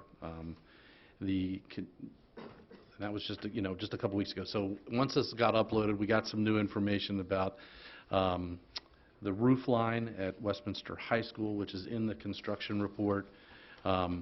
That the consultant reviewed and identified an additional section of the roof line that he is recommending for replacement as well. He also noted some rusted window lintels that he's recommending to be replaced. We will have to develop a plan and estimate and note it on a future report. It will likely require board action on a change order. So I just wanted to give you a heads up that wasn't included because we had already published this, but I'm sharing that with you now so you have that information. And of course, we have staff here for any questions on that or anything else in the school construction report. Ms. Herbert? Yes, I do have a question. Going back to the Westminster High School facade restoration, it says the consultant is performing the investigation, will design the necessary repairs. But the next sentence says costs will be determined by the contractor. So we don't give that out on bid. This guy just continues to work there, or how does that work? Since now we have more. Right. Well, typically with a project like this, what we would do is the contractor of record, the one that's doing the current work, would provide change orders to additional work. It's not unusual. The good thing is, what we did during the bid was we did obtain unit costs for any additional work that might have to occur. So we have a unit cost that was part of the bid process. So that was competitively bid. So we have something to go by. Something. And then also, sorry, but the consultant will be reviewing those numbers too for the scope and for the cost to give us feedback before we would bring the change order forward. So this new piece that they are going to have to repair, is that as large, less? It's it's somewhat less than the C wing sections. It's the south side, the south face of the D wing, which is the gym. Okay. Think of the sidewalk that leads out to the jump lot. Yes, I'm familiar with that. That would be that section leading out from walking out of the building, it would be on your left, out to about the doorway of D wing. So if you're exiting the main part of the building, that would be that section. I believe it might be about 120 feet long, give or take. Because we started out with 480,000, then we went up to 900 and some thousand. So now we're going to be over $1 million for fixing this? Yes, and unfortunately, what we're finding is this is a latent condition, 50-year-old latent condition. As we've uncovered this condition, we've got to make the repairs to the structure. That's what Correct. we're finding. Okay. What we had leading up to this was symptoms, water infiltration, mortar, things like that on the ground. We've repointed over the last 20 years, I think we've repointed twice, but we were band-aiding. This is going to the heart of what the problem was when it was built 50 years ago. Okay, yeah, and you answered some of my question because you said you did go back and repoint it, that it just didn't sit there for 50 years and no one touched anything. No, of course not. And we also did the roof there, too, to try to mitigate the water damage, the water infiltration that we were getting. So it's the skin of the building, and we're trying to take care of that. Okay, thank you. It's just a lot of money. Can I follow up on that with just a couple of additional questions? So it was the 480,000 initial request, which we approved, and then it did increase to the 900,000, which we approved. Now, these phases 2 and 3, which would involve change orders, would that also come back to us to see how much phases 2 and 3 would cost? Well, the change orders would come to the board at a $50,000 level. Okay. Up to 50,000, it goes through staff, through various levels, through various thresholds, ultimately to the superintendent, and then to the board, anything over 50,000. Regardless, I'm going to make you aware of whatever it is, whether it's $10,000 or $100,000 or more. I will make you aware of that. We don't have a choice in terms of fixing it. Sure. Right, I understand that. I guess just I just wanted to make sure that we understood exactly what the scope of the project was. And would this potentially need to go into the CIP request? I mean, now that we know about it, we know it's going to be If the work that goes beyond the immediate, we could create a capital project to address that down the road. There's essentially the rest of the building, the upper band, was built the same way. It's just not receiving the same level of deterioration that the ones we're replacing immediately are seeing. So the bottom line is ultimately we're going to have to address it. It just doesn't have to be immediate like this section that we're seeing here. Okay. And just for full clarification, there are a number of change orders that have occurred that would be approved at the staff level. So I'll get those to the superintendent so we can share those with you. okay. Kenny? And your answer to the original question about the sentence that says cost be determined by the contractor, and I think everybody understood it. You'll get him to submit a price, but that doesn't mean that's the price. It gets reviewed by the consultant, it gets reviewed by you, it may well get reduced. Yes. The change order may not be what he says it is initially. That all gets negotiated. Absolutely. In the interest of brevity, we can sometimes But I just took alarm in the voice of the question, like, oh, you're letting the contractor tell you how much it costs. Well, no, you're not letting him. He's asking you. And that was why in the bid package, anticipating this sort of thing, we had in there unit prices that were competitively bid. And hopefully it's enough to cover it, and if not, you'll have to negotiate it. Ms. Herbert, did you have more questions? No, I'm fine, thank you. Okay. I love how we changed the format. Oh, I was going to say that is too. okay. It keeps me from asking all these questions. And while I was just going to mention, and John sidled up next to me, the schedule we've attached for the career in tech to try to show the level of work that's occurring currently. There's an awful lot going on, as we've noted in work sessions. The areas that you see are highlighted in the light gray have to do with the site plan review that's currently with the county. The multiple agencies review the site plans, give us site plan approval. That's all going to occur, I believe, in the spring would be approval. So there's a lot of work going on. And that's the way we keep these projects on, on target, according to this schedule. You notice the schedule doesn't go past those approvals in the bid. The construction schedule is much more complicated and detailed. Ms. Herbert? And I thank you, because we have not been building in Carroll County anything. So I think we need to be very transparent to everyone involved, and especially the public, to know what's going on and how we're spending this money. So I really appreciate that. Okay, I'll let Mr. Marks know he was instrumental in revising this. Yeah. He's enjoying a little time off. Right, I do want to echo that. I really like the new format of this report, because it helps us, so I was constantly going back to prior months and saying, okay, when was this project supposed to be completed, and where are we looking at now, and this is kind of at a glance the stats that we would really need to understand. Yep. So I really do like this new format. Thank you. For the career and tech schedule, and again, we're new, but this hasn't happened for a while, especially of this magnitude, and I don't know what the board's comfortable with. This has us next month approving a level of design development. I don't know, and I'm asking the question because I don't know. Do we need to do another work session? Do we need to do something to have more information, or do you think, we make these meetings long, and maybe that's just the right way to do it, but, should there be discussion there? Is it a work session worth doing, or it's looking at the CIP, the project's growing some. Not a lot, but it's growing some, and I think everybody has questions. I'm not sure what the best, I'm curious what your opinion is, how you can teach us enough to make an intelligent vote. Right, and I think we're going to have a fairly robust conversation about CNT as part of the CIP discussion later, so it makes sense to bring it up now. If we did something like that, Yeah. It's your pleasure, and certainly anything is possible. Historically, it's been a long time, but historically what would happen at the DD, or the design development phase, is as many documents as we could submit in advance would be online. The full drawings we would make available in advance if any of you wanted to come in and see the blueprints. We bring them with us that night too.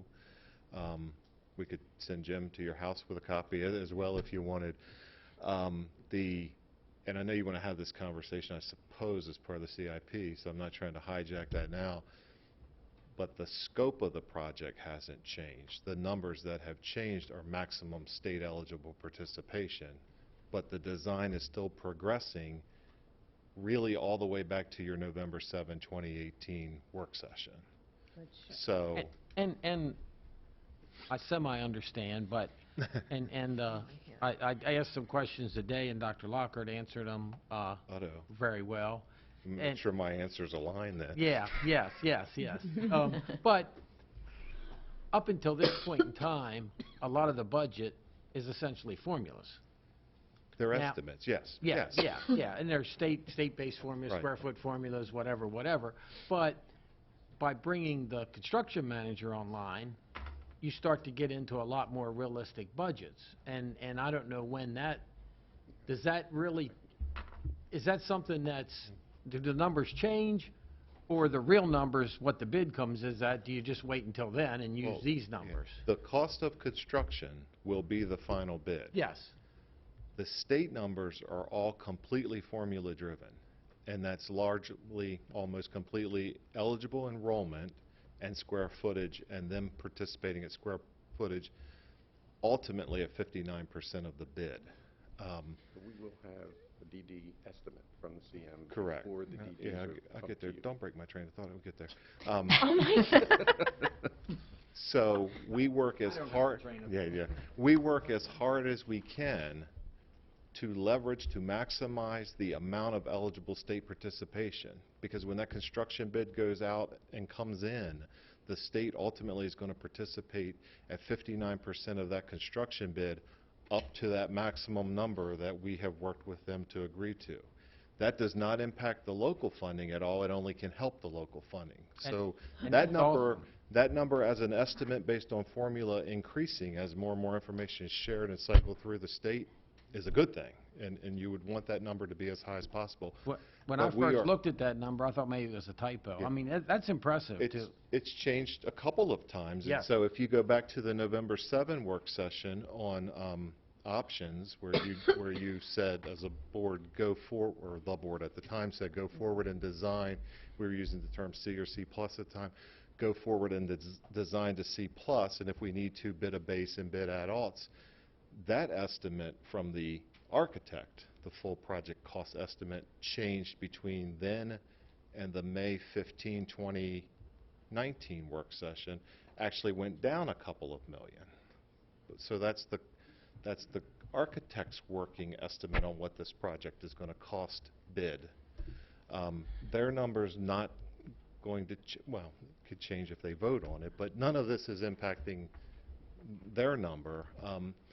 Leveraging the maximum state allocation may help their number in the long run, because maybe instead of 34, which is where they have it in their CIP now, it's 32 or 31 or something. So that's how it's all unfolding for a major project like this.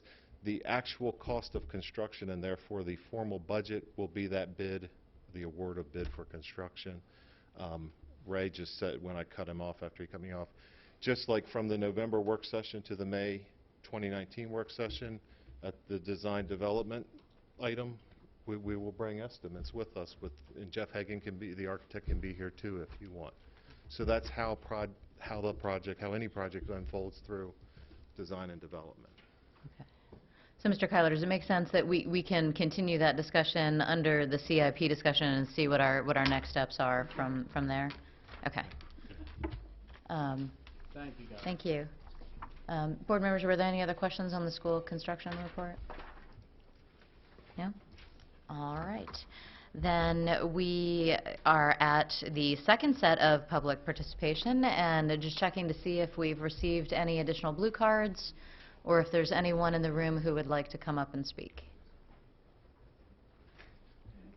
No? All right, then we will move on to Section 7 under action items. And the first item up, board members, I need a motion for the approval of personnel appointments. So moved. Moved by Dr. Dorsey. Second. Second by Ms. Battaglia. Dr. Lockard. Hey, board member. Oh, there we go. Board members, I have several appointments bringing for your approval this evening. I will share that in all of these transitions, we are providing ample time for folks who may be moving from one location to another for transitioning, so that we have that sort of seamless continuity in place. And so I want to assure folks that just because we announce names this evening doesn't mean they'll not show up somewhere tomorrow and show up to a new place. We'll have transition time in place. We've planned for that. So first, I'm excited to announce these recommendations to you. The first is for Supervisor of Advanced Academics. We're excited to bring to your approval Troy Barnes to that position. Troy is currently the principal of Century High School. Filling in the vacancy that would be created by Troy, we would recommend an acting principal for Century High School. We're recommending Brian Booz. Brian is currently an assistant principal at Westminster High School, who has also had experience at Century as an assistant principal. Filling the vacancy created by Brian at Westminster, we would recommend Mary Rivera as acting assistant principal at Westminster High School. Mary is currently a physical education teacher at Westminster High School. That completes that sort of first set of dominoes for that position, those positions. The next set I bring to you is for Supervisor of Career and Technology Education. We're excited to recommend Bill Eccles to that position. Bill is currently the principal of Career and Technology Center. Filling the vacancy that would be created at the Career and Tech Center, we recommend Betsy Donovan. Betsy's currently an assistant principal at Manchester Valley High School. We'd recommend her to acting principal of the Career and Technology Center. And finally, to fill the vacancy there at Manchester Valley, we would recommend to you Heather Semis, who is a facilitator of student support at Winters Mill High School. And that completes that sort of set of dominoes, if you will. Finally, two last recommendations. We're recommending to acting principal at Friendship Valley, Serena Batangelo. She is currently the assistant principal at Friendship Valley. And to fill the assistant principal role, we would recommend Kimberly Trojanowski to the acting assistant principal position at Friendship Valley. She's currently the counselor at Friendship Valley. Betsy Cunningham will be on maternity leave, so this will be a short-lived set of acting roles at Friendship Valley. So those are the recommendations for appointment that I bring to you for your approval this evening. Board members, discussion? Mr. Kyler. And what a great bunch of people, and I understand the domino effect of things. And I'm glad you mentioned sometimes the acting position is because somebody's on leave and you're shifting people around, and they probably will be shifted back. When that's not the case, what is the significant difference between appointing somebody as acting and as permanent? Right, Ms. Baptist is going to come and give us the human resources perspective on that. My new sheet now. And so your question was in regards to what is the significant difference? So it also gives our administrators an opportunity to broaden their experience while still under the eye of someone else. So this gives them opportunity to grow and have that career ladder, that opportunity to explore another level of experience. In addition, it gives us the opportunity to help our individuals who need leave, such as when they're expecting, to have a position for them to return to. So the ones that are probably returning, then will be shifted around. The other active ones, you're saying that's for some collaboration, for some growth. They may well become permanent, they may well not. So, for example, in Ms. Cunningham's situation, we expect for her to return. We know babies are lovely, and we're competing against her child, but hopefully when she comes back, everyone will shift back down. However, this gives the other individual an opportunity to explore, gain experience, and be ready for the next available opportunity. Thanks. So, and Dr. Lockhart, I did want to say I'm thankful for the comments that you made about the transition period, because I think that's important for people to know that, we're during the school year, and we want to make sure that there is a good transition plan in place. We're not just going to rip somebody out and next day they're in a new spot. So I think that's very good, and I like the fact that we were able to announce the full spectrum of the domino effect at one time, so folks aren't left wondering, okay, what's going on. And I am very excited about the caliber of folks that we're moving into each of these roles, and wanted to just make a particular comment about Mr. Barnes. I know that we had the G&T work session, and we basically said that, we feel that we need with the evaluation of that program, we need someone who's going to wake up every day, eat, sleep, and breathe, what is important about advanced academics, and I think Troy is an excellent choice for that, so I'm very excited about that. We're also equally excited, and I believe Ms. Herbert taught him as well. I did. Just to bring it full circle. Yes, I did. All right, board members, any other comments? Okay, with that, I will call for the vote. All those in favor? It passes unanimously. Thank you. Okay, board members, now I need a motion for the approval of the personnel action items. So moved. Moved by Ms. Battaglia. Second. Second by Mr. Kyler. Dr. Lockhart. Okay, board members, in your agenda packet for approval of personnel action items, we have one new hire, one broken contract, one promotion, 3 leaves of absence, and 1 decrease. Board members, any questions?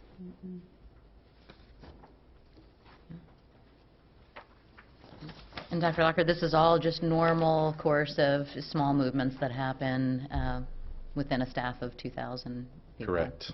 Correct. Yep. All right. All right. If no other questions, then I'll call for the vote. All those in favor? It passes unanimously. Thank you. Okay, now we need a motion for the approval of the award of bids. So moved. Moved by Ms. Battaglia. Second. Second by Mr. Kyler. Dr. Lockard. Okay, board members, we have 3 items here. The first is regarding dump trucks. So if you remember, we brought this to you at the end of... Don't laugh at me. They're important. If you remember, we brought this to you last year. We did not have funds in the correct category at the end of the year to purchase the dump trucks. We need to have replacement trucks in advance of the winter season.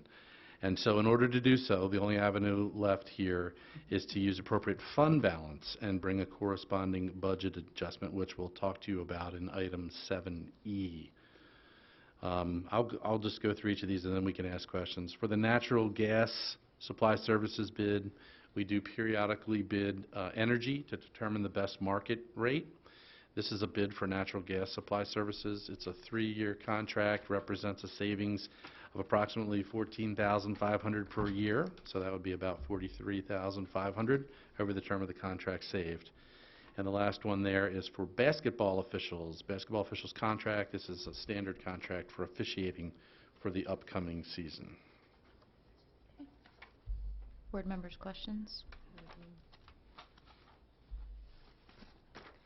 And Dr. Lockard, can you refresh my memory? So we had asked, you had basically said we have a need for 4 trucks, but we had 2. We had monies for 2 of them at the end of the year to do a reclassification, right? And so we had approved those 2, and these are the other 2 of the 4 that we said were the need. Correct, and these are replacements, not additions. Yes, these are replacement, Right. and actually, Ms. Codner pointed out to me today that these are actually $500 less than what we had bidded out in May. So it's a little savings. All right, sweet.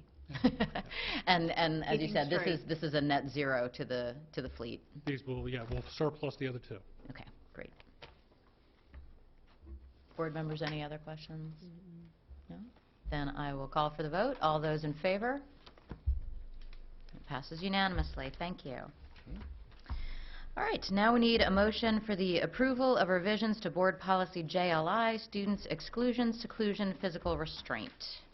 So moved. Moved by Dr. Dorsey. Second. Second by Ms. Battaglia. Dr. Lockard. All right, board members, we brought this to you last month regarding revisions to Board Policy JLI, Students Exclusion, Seclusion, Physical Restraint. That was due to the fact that there were changes to COMAR. So really this was just to make sure that our policy and corresponding regulations lined up with what has been changed in COMAR, and that's exactly what we've done here. There was some discussion. We brought to you the idea of linking this right to COMAR because we anticipate that there's going to be some frequency of changes to that language. With advice of counsel, we decided just to go ahead and embed all that language right into the policy. If we have to come back to you 4 times this year, maybe we'll change our mind. But for now, it is written just as COMAR has dictated to us. Board members, any questions? No? All right, with that, I will then call for the vote. All those in favor? It passes unanimously. Thank you. Okay, and now we need a motion for the approval of budget adjustment FY 2020 operating budget. So moved. Moved by Dr. Dorsey. Second. Second by Ms. Battaglia. Dr. Lockard. Okay, board members, this is what we talked about just a minute ago regarding the dump trucks. I was waiting for a response there. I didn't get one. An adjustment to allocate the required $168,000 from fund balance to the operating budget to pay for the dump trucks, which was presented in the award of bids. As with all budget adjustments, this would require approval from the commissioners, and I believe we would have to take that action within 30 days, I believe, to the commissioners. And it's $166,000. Yes, right? I'm sorry, that got reduced by a couple of thousand. $166,458. And I did want to point out that, one of the topics of discussion with the audit committee was that, fund balance is increasing a bit this year, and we are looking for effective ways to utilize some of those funds, and so this is one of the areas that we're talking about. I guess this is the first one that we will be requesting to the commissioners to allow us to transfer these funds. Right, it's a non-recurring, well, at least for hopefully 12 or 14 years, right,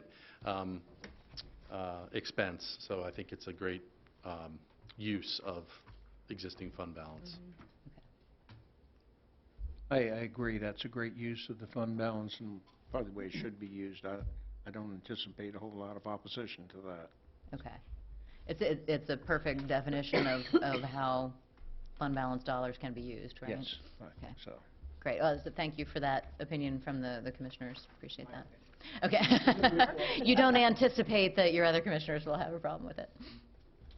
And Ted's not upset, so it must be okay. He's just sitting there. Right. Okay.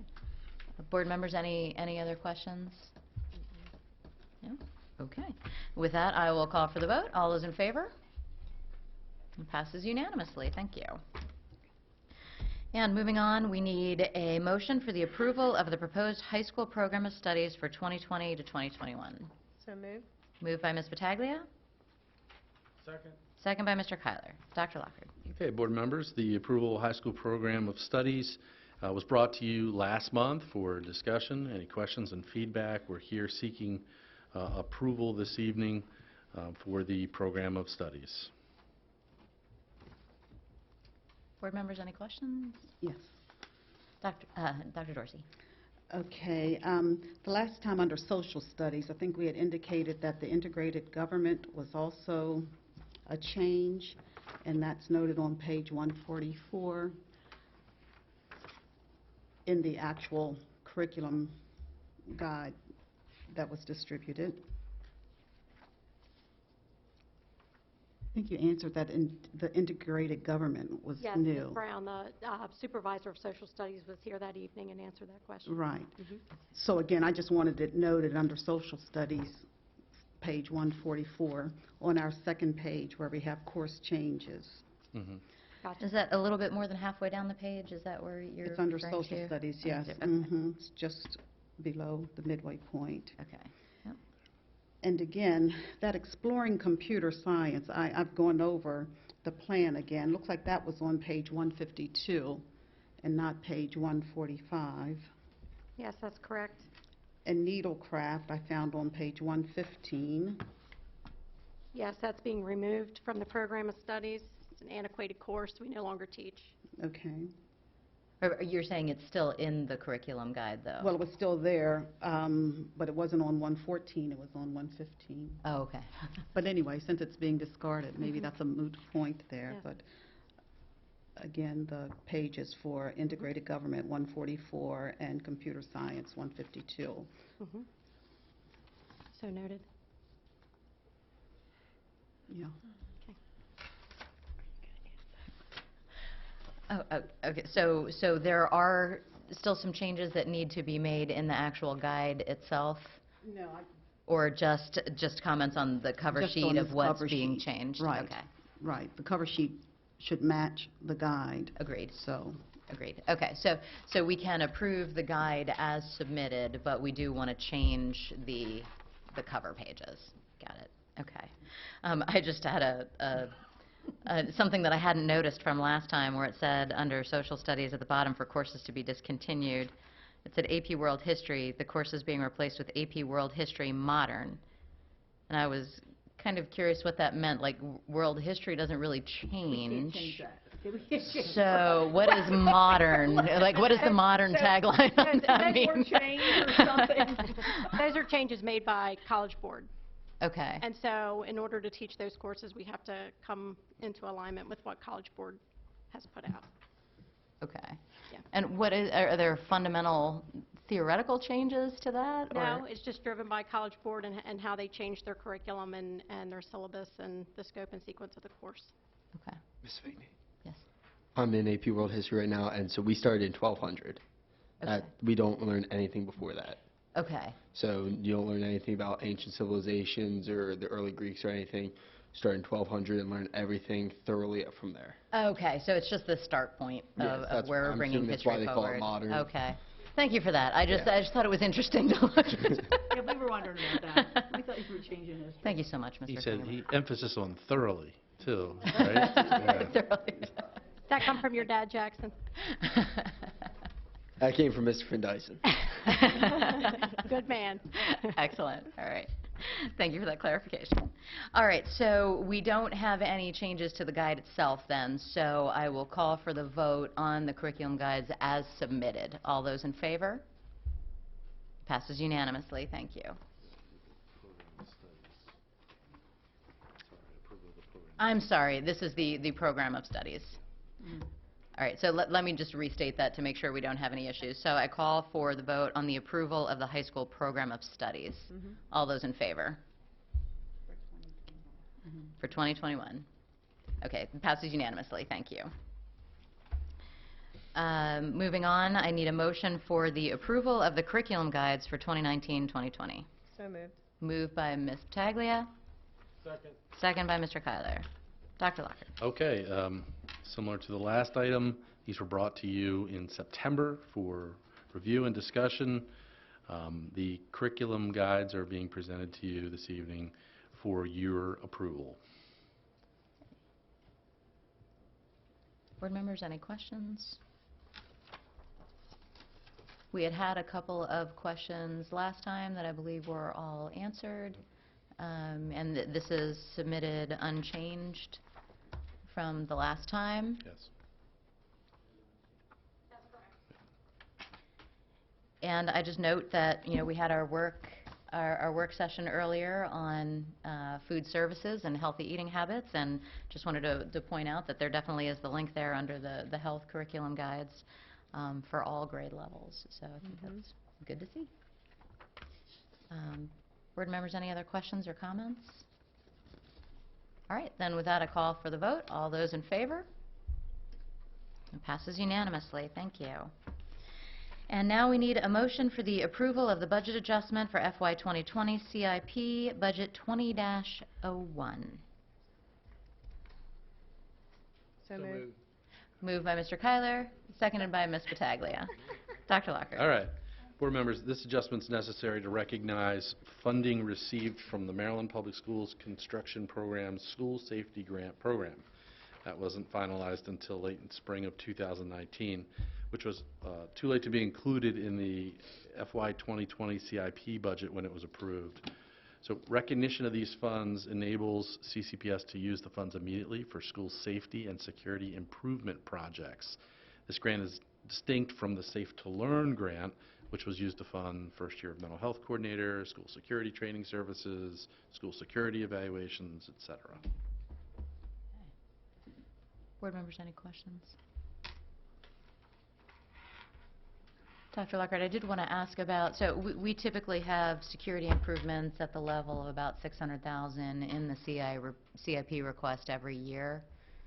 And does this mean that we would basically be spending this amount, the $536,000, in addition to the $600,000? Yes, you have a security project in the CIP, so it would be, this money would go there. This money will actually be used for a project it's an ongoing project that the board's already approved based on a priority out of the Security Advisory Council, the BDAs, or bi-directional amplifiers that allow the law enforcement radio system to work anywhere in the buildings. It came in after the fiscal year, so it will go to that account, and it will continue to fund that ongoing project of putting the bi-directional amplifiers in all of the schools where they're needed. Okay. Yeah, so it's just in flow in that account. Okay. So it's essentially just additional funds that are available to speed up the security improvements, basically. Well, yes. When the Safe to Learn Act passed, and this was part of it, we knew that eventually we would expect this much money from the state. This amount's not going to pay for that full project, so we began that project to sort of just reimburses us for some of the work done or pays for the next phase of that project, however you want to look at it. Okay. All right. Okay, so with that, I will call for the vote. All those in favor? Passes unanimously. Thank you. Now we need a motion for the acceptance of the independent auditor's report for FY 2019. So moved. Moved by Ms. Pataglia. Second. Second by Mr. Kyler. Dr. Lockard. Okay, board members, and Ms. Savigny referenced our audit committee meeting earlier in the meeting. State public education law requires each local board of education to conduct an annual independent financial audit. The annual audit is provided to the state and the county. This year's audit was very clean and it's been reviewed by the board's audit committee. The board must formally accept the audit, and that's what we're here to do this evening and recommending to you. Right, and just to make that distinction, we don't approve the auditor's report, we simply accept the auditor's report. Correct. And it's just recognizing that we've seen it, we understand what's in it. And I would like to say, just from someone who is in the financial arena on a regular basis, this was an exceptionally clean audit, and just kudos for how well that, and I believe that that's been the case for the last several years since I've seen them. So kudos to Mr. Hartlove, staff, and Dawn. Just excellent work. So. Board members, any questions or comments?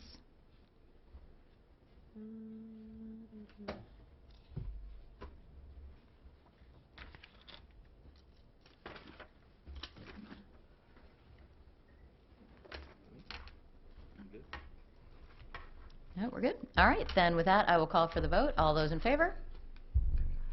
It passes unanimously. Thank you. Okay, now we need a motion for the approval of the FY21 capital budget and the FY22-26 capital improvement program request report. So moved. Moved by Mr. Kyler. Second. Second by Ms. Battaglia. Dr. Lockard. Okay, a few things to kick us off here, board members. If you recall, the board discussed the possibility that they'll determine the site location for the East Middle Replacement Project. That is up to the board to take any action there. It is not reflected in the vote this evening, unless you want to include that or do that separately. If you take the action and the defined current site is specified as the location, we would be able to begin more work beyond educational specifications. Notably, we can engage a consultant to undertake the formal Maryland Historic Trust process. As part of the work session, we discussed the possibility of amending the recommended CIP to advance state planning approval by 1 year for East Middle. It wouldn't change the overall timeline, but it will allow for more formal planning discussion with the state on topics such as eligible square footage. I'll note the vehicle replacement project has been removed based on state guidance from the CIP. We'll need to address that in some other manner. The two dump trucks, we already took care of that in terms of the budget adjustment from fund balance, so that's why that was taken out of there. Since the September submission, we've also clarified an additional state requirement that we show the Aging Schools program as a CIP project. The state apparently will always be bonding the Aging Schools program and not using PAYGO as they once did. So the mechanics of that have been worked out with Mr. Hartlove's staff to meet the state requirement. We are adding an Aging Schools project here. The Aging Schools program remains formula-driven. That doesn't change. For your information, we typically receive about $130,000 each year. That, right? Okay. So that's the highlights. I turn to the board. Board members, what questions do we have?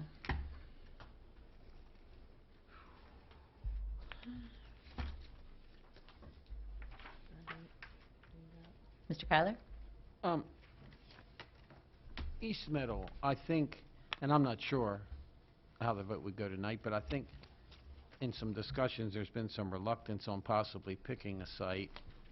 What is the cost of moving forward with investigating the historical ramifications? And can that, I know it doesn't have to, can that proceed without picking the site? It's, to me, as a developer, if I say a site's feasible, I would know the answer to that question, or I wouldn't say it was feasible. Now, I understand this is different, and there's different rules, and I've seen what's required for a feasibility study, et cetera, but can that happen? Is it prudent to do that, or not? So let me me try to remember the questions, take them in order. First question, honestly, we don't know for sure what the cost would be. It would be within the planning budget.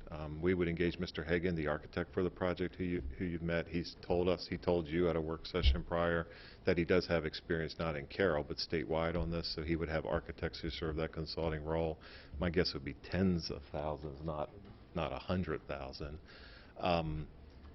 Doing it before picking a site, I guess I would think of it as your only exposure would be if you did spend whatever that is, 10, 20, 30,000, and then didn't go with that site. That would be money. You could say that was money still well spent, but that would be money spent that wouldn't have been spent at the other site. And Mr. Kyler, I feel like I'm forgetting a question. Or I think that covered it. I just asked if it could happen. Like I say, I know it's not required to happen, but could it happen? And you answered it, to me, if it's tens of thousands, I would say it's a risk worth taking in planning what we're going to do next. But again, like I say, I'm not speaking for the other four, but... Yeah, you can certainly direct us or the superintendent to direct us to proceed with that one way or the other. For the sake of everyone's memory, what I remember Mr. Hagan saying, and I don't remember which work session it was now, but I remember the architect saying his experience in other counties has been that that's not been a difficult process and that the expectations haven't been outrageous. They've been sort of like a commemorative display or things like that, not take half of the building and somehow do something with it. From a commissioner's point of view, that would be nice to know as we move forward. If you would turn the school back, that makes a big difference in what we're allowed to do and what we're not allowed to do with the building. So it's important. And also, if we would direct that tonight but not choose a site, that doesn't inhibit the committee that's working on educational parameters, et cetera. Correct? No, the planning committee would proceed with educational stuff. Yeah, we're not holding them up. Okay, so why don't we take East, so I think we've got probably a couple of topics that we're going to talk about in terms of the CIP approval. So since we've started with East Middle, why don't we finish the conversation on that one? So Ms. Battaglia, did you have some additional questions? So I guess the site's basically set. Like, we've been told we cannot move it out there by Friendship Valley. There is no way, there's no water, so we're basically being told you have to put it there, where it currently is. Correct? The mayor of Westminster explained their current water regulations and that they thought that there was a very small likelihood that they would approve an additional allocation. I would say, I got up so that the mayor could speak that night appropriately. The only thing that I would say wasn't actively discussed between the board and the mayor, or to me it didn't fully come out, was I think that a concern they would have, the city would have, is that unless or until they knew the final disposition of that property. So this assumes you're going to build at Friendship Valley and you're going to build a middle school of the size we're talking about, and water would be approved and allocated for that somehow. They would have a very hard time not understanding what eventually would be, if anything, at the East Middle site, because it wouldn't be an apples to apples. There's a middle school here using this amount of water. Now there's a middle school here using hopefully even a little bit less water, but we don't know that there's going to be a community center, anything. It's not as simple, I think, in their minds, and I am not trying to speak for them. That's just one point that I think kind of was teased at that night, but didn't fully sort of have its own discussion. And that's a tough one, because if you build at the Friendship Valley site, presumably, unless you found some other school system purpose for the current East Middle School, you would surplus that property and building to the county commissioners, and they would have to make a determination as to what to do with it. And so that's a very, very hypothetical question that I believe the city would be very uncomfortable making a decision with unless that's answered. And their decision might simply be, no, we won't do it, in which case you'd have to respond however you would respond, but if they even wanted to entertain it, I think they'd have legitimately a very hard time doing that without knowing what ultimately is going to happen there. And that's a hard question for Commissioner Weaver and his colleagues to answer now, too. So Okay. that's the one thing that I thought maybe didn't fully get tossed around that night. So, second thing. It has been recently posted in the Carroll County Times that a shopping center is going to be built behind East Middle School, adjacent to 140 and the turn that comes off the 27. Will that affect anything that we're going to be doing there if we decide to build there? Would it affect anything as far as traffic? Will we have to probably stop a project because something else was found in where they're building and there's no water now? I mean, and when I first heard about this, that's the first thing I thought to my mind was like, okay, well, what if that prevents us from doing this now? What if we get in the middle of it and all of a sudden it's like, yeah, this developer found something, you're going to have to stop your project? I can't think of any way that would impact our project. We do have schools and elders. Carroll Town is pretty close to a shopping center that's been modernized. No, I understand that, but I'm saying what if something happens and all of a sudden the city of Westminster comes to us and says, you got to stop building your school so we can develop this shopping center because now we found there's not enough water.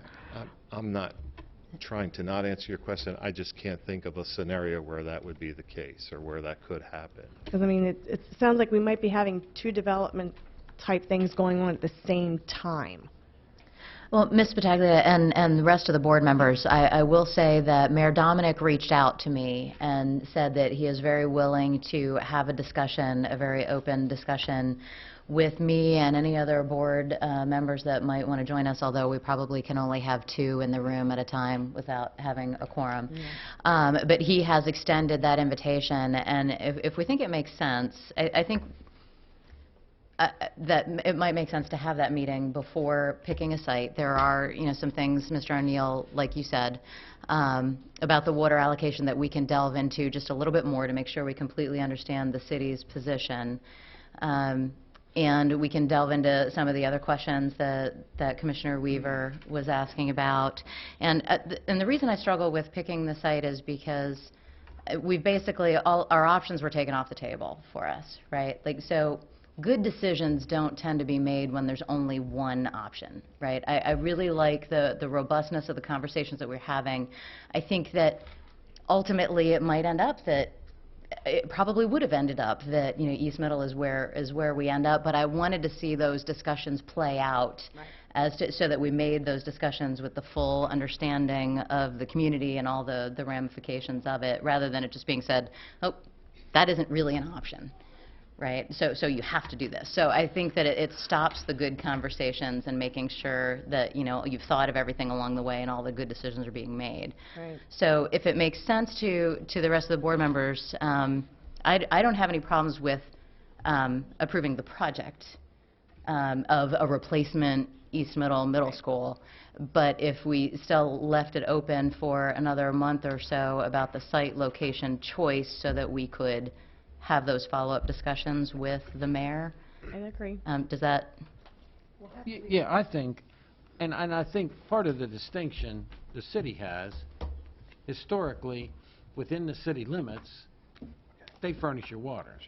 Outside of the city limits, historically, they're very reluctant to, and again, to kind of contradict your statement, they can tell us we cannot build at Friendship Valley, or they can tell us we cannot get water at Friendship Valley. They can't tell us where we got to build. Right. That's still our option. It could be, in Limeboro, but probably won't be. I was going to say, don't Probably won't be. don't But make any but suggestions. but so yeah, I just think, and I think like you're saying, there's no reason to rush to a decision, and I don't think it's prudent to do it. I tend to agree with you, and particularly if it would be interesting to talk to the city. It would be interesting to do a few things. And we're doing the higher dollar figure of middle school replacement only, so we're covered, hopefully. Correct. Yeah. The only thing I would add, I went back and asked Mr. Prokop to make sure I was right, because I haven't committed that 200-page state guideline document you and I were looking at the memory yet, but he confirmed that the only thing that it would change from Dr. Lockhart's introductory remarks to this conversation is that we would not be able to request state planning a year sooner. So that option would be off the table, because you have to have a site and begin working on a site plan for them to be willing to grant state planning. So that would be the only thing that so far in this discussion would be different by not naming the site tonight. Okay, so it doesn't But- change the overall timeline of the project. Timeline, right. It would just, per his introductory remarks, we wouldn't be able to have those more formal conversations with them about what's the eligible square footage, what's the eligible enrollment. That would still wait a year, as in the worksheet page 6 or page 8, whatever it is, of the CIP. Does that make sense? Mhm. Okay. Ms. Herbert? Yes, I just have a hard time here because we started out with the feasibility study, and I'm not a contractor and I don't build big buildings, but I would think you would check to see if you have water and utilities available. I do not know that. Maybe I'm wrong. Yeah, actually, if there's some flexibility, obviously, or we wouldn't have had a feasibility study already. But if we were to follow the state project guidelines step by step, we wouldn't have a feasibility study. That would be going out for bid later this May. And by how the state defines a feasibility study, you're nowhere near a site plan where you'd be meeting with regulatory agencies, whether it's the county planning or the city, if it's in a municipality, or MDE, or anybody. That kind of level of detail happens once you have a project named, usually then a feasibility would study, then a schematic design and ed specs happening at the same time, and then when you have a site plan, all of that agency work happens. Mr. Kyler asked questions earlier in this process about stormwater management. Those kinds of things come out during the site plan reviews, water regulations, historic trust, all of those types of things. So, I hate when I speak for my boss, but I think Dr. Lockhart brought the feasibility study forward early because he came here having looked at videos and things and said, we might be having a hard time getting this project to go at all, so that was a way to try to get more information sooner, because there was a lot of discussion back then, sometimes with elected folks, that, well, you couldn't build anything at the East Middle site even if you wanted to. And the only way to ever answer that question, that's what a feasibility study answers, was to have a feasibility study. Say yes or no, you can build at this site, and yes or no, you can build it at that site. So normally none of that would come out until after schematic design. Okay, then we had a meeting here several months ago, and I know there was a $4 or $5 million difference in the price at first, correct? And I was really for going to Friendship Valley because, number one, of the price, but after the meeting, and I felt how it was so important to be the community, then the price changed when we had the next meeting. They were the same price, and I know I had a hard time with that, and I do know there was a meeting August 16th, and I think some of you all were told about the water problem, and because I talked to the mayor, I talked to the planning man in Westminster, and I talked to the water girl. So and then when we all met, and then the mayor said no water, this has just been a calamity of errors already, and I want to look at this more. And now we have a historical aspect of it, and this is getting off on the wrong step to me. And yes, it will probably end up back in Westminster. We need that, but we're not doing our homework or something here, because it's all not adding up, and I don't feel comfortable with spending all this money and not doing it right, and we have not done some things right here. So I'm not happy. So, Ms. Herbert, I was going to say, I totally agree with you, because it was just, we did this feasibility study and it was out there for a couple of months and nothing was said. And then all of a sudden, that's when the mayor says, oh, by the way, and it's really frustrating. I mean, yeah, I'm stuck on the shopping center being built because I don't like that all too great. But again, did he know about that? And nothing was said regarding that in any way. I mean, I think when we're not being told things and it's right when it comes down to the last minute and it's like, oh, by the way, that draws a lot of questions. And then we end up sitting here going, well, should we or shouldn't we? What exactly should we do? Again, I can't speak for the mayor of the city. Right. They could have not told us at all and waited till site plan and then told us. So, I mean, to me, at least they reached out and said, can we talk about this? The only thing I'd like to just make sure everyone's clear on, those numbers have not changed for the Board of Ed from that feasibility study. The only thing that we tried to do at that work session was be responsive to the questions Commissioner Frazier asked about what's the actual total county cost. And so we were saying, yes, this amount of money is not a Board of Ed cost, but it might be a Board of Commissioners cost. But those estimates from the feasibility study have in no way changed. So, Kenny, you had something else? Yes, and yeah, I agree with that, and one of the few things I understood it that way, that you were trying to give us the picture of apples to apples, and that's why I made the statement earlier, you've used a higher price in the CIP now, so it's the correct price for that school. So, Correct. yeah, it is confusing, and I think, but I fully understand the city of Westminster's position. I mean, you got to understand it, but where we're at's where we're at. So, board members, do I hear that we're okay with approving the project for the amount that's in the CIP, Absolutely. but we do want to follow up with the city of Westminster before declaring a location? Is Yeah, that yeah, I definitely want to approve this tonight, that part. But again, I just wonder, is the information going to change? I mean, I know we throw out a lot of hypothetical kind of situations, but even once you meet with the mayor, I mean, he seemed pretty definitive when he was sharing with us the other month. So is it still just delaying this whole process to be told again that, yeah, we can't give you water, or you can't get water on the Friendship site? Well, we're not delaying anything, No. right? I mean, it would just follow the normal, the same timeline that's been proposed, right? It just, we couldn't request the state funding piece of it. Planning piece. The Yeah. planning piece, you The said it would planning be piece. delayed by a year? Well, it would be where it is already. It wouldn't be Okay. moved up a year earlier. Planning at the state level would stay where you see it in the Okay. document if you have it in front of you. The discussion was, should we maybe ask the state a year early for planning, which doesn't involve any state money, Okay. just the ability to have more formal planning discussions with them. That couldn't move now. It would be in the document that you have, the one that's on the internet. It would be where it is. Okay. We wouldn't be changing. And so that would be because we're not declaring right now. So we could go right now, is what you're saying, to ask for the planning piece from the state if... If there's a site. They If there's a require a site. site, and then pretty soon thereafter, a site plan. They wouldn't agree to participate in planning until you name the project and the site. Okay.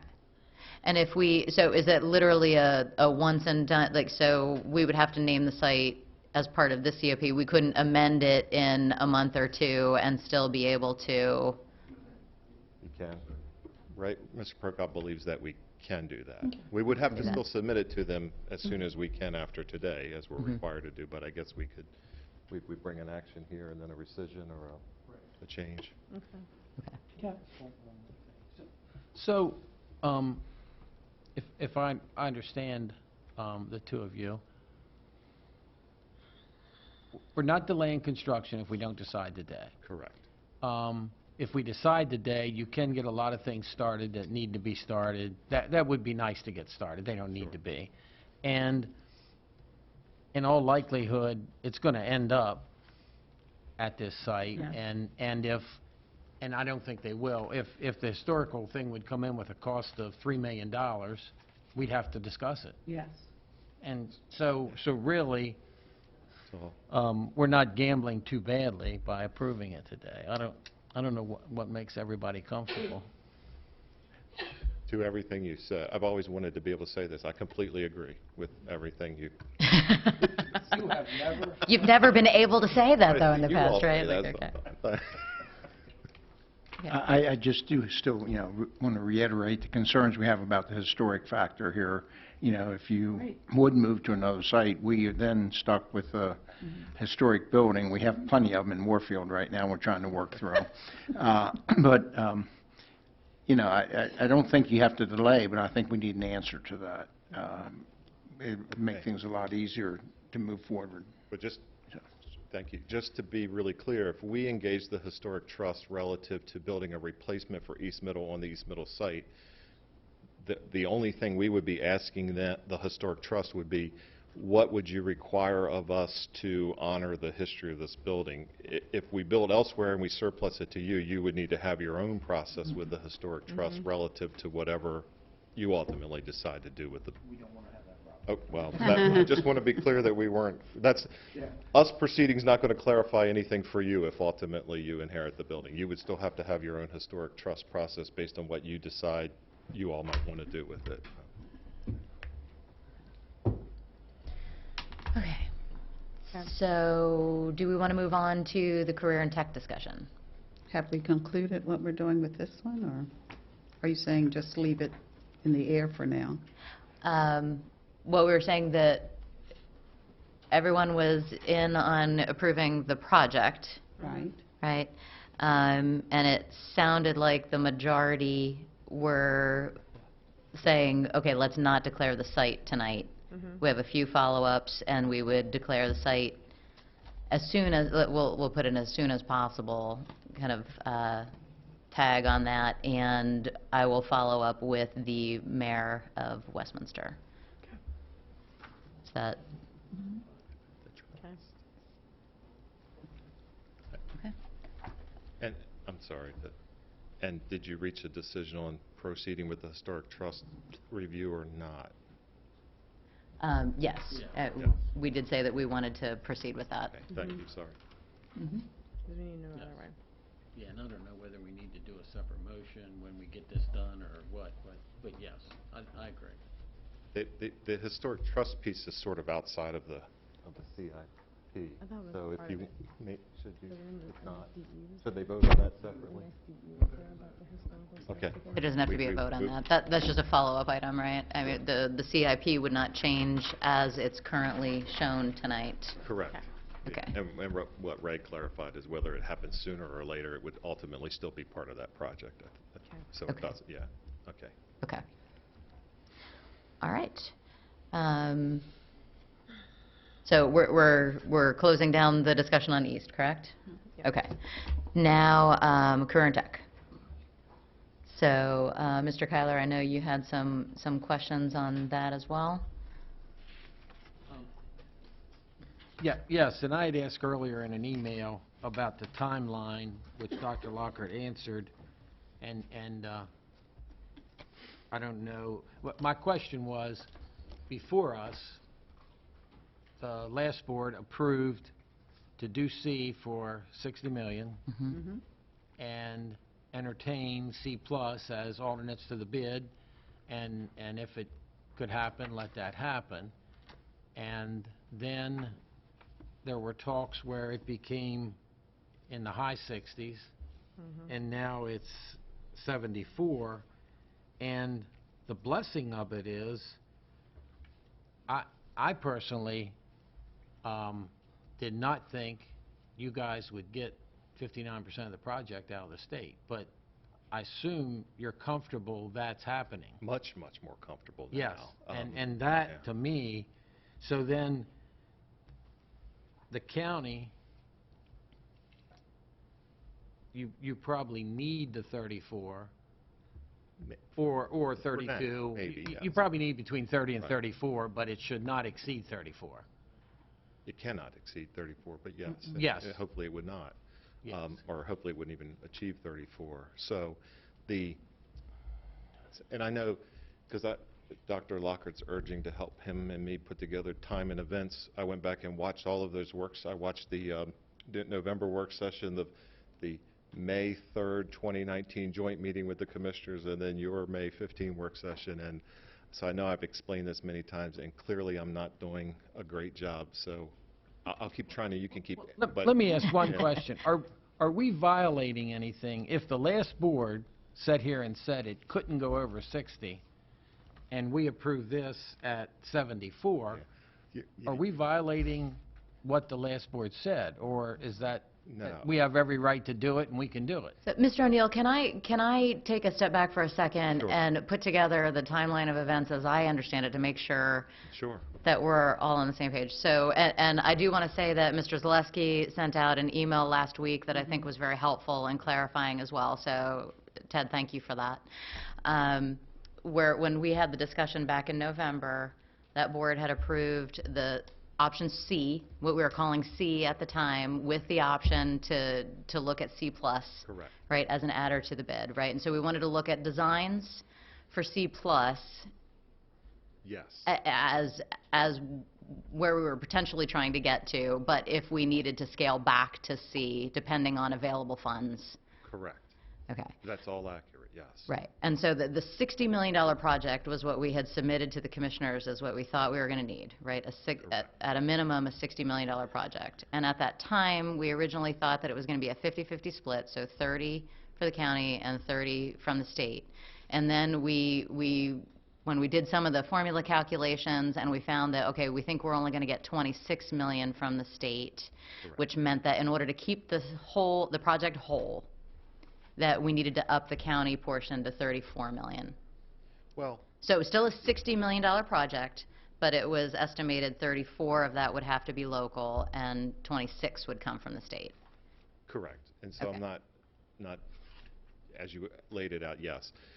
Just a couple of points. When the commissioners way back when defined it as a $60 million project, I think if you watched that video, which I have the benefit of having just watched all of these videos, they were pretty clear. They used the term placeholder. Ted cautioned them that it would not be a 50-50 split or a 33, and they understood that going into defining that $60 million project.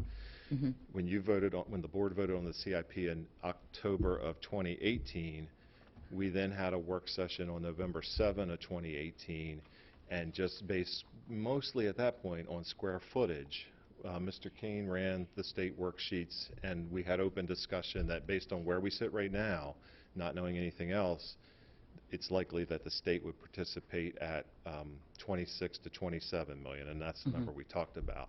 And then, you know, Ted was there as well, but we meet with their accountants on everything in the CIP all the time, and so eventually when that became part of the recommended commissioner CIP, the adjustment had been made to keep the project whole at 60 million total. That's what ultimately was voted on and approved in the budget. Hopefully this will be important, when we get to the May 3rd joint meeting with the commissioners, one of the things that we said, again, I just watched this, and I know you all haven't, we said, hey, we're getting real close to the point of time in project development where we're going to have much more specific information back from the state, and we don't want you to flip out when you see that state number move, because it will. And it's going to adjust upward based on eligibility. So when we say 59%, Mr. Kyler, 59% of eligible state construction, not of a whole project budget estimate. And you said to me, I might freak out, so remind me not to freak Right. out. I'm going to lose it, so remind me not to lose it. And Right, actually okay. that state number changed from May 3rd of the joint meeting to the May 15 Board of Ed work session on the project, because we now had a much clearer understanding at that point in time of development. We're meeting with them all the time too. Their architects now part of our planning committee, that sort of thing. The eligible square footage moved up to 760 from, thank you, 760 from 740, and so the state number goes up.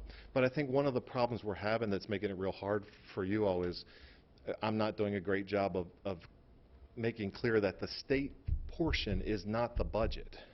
So the design hasn't changed from C+, that's what we're still designing to.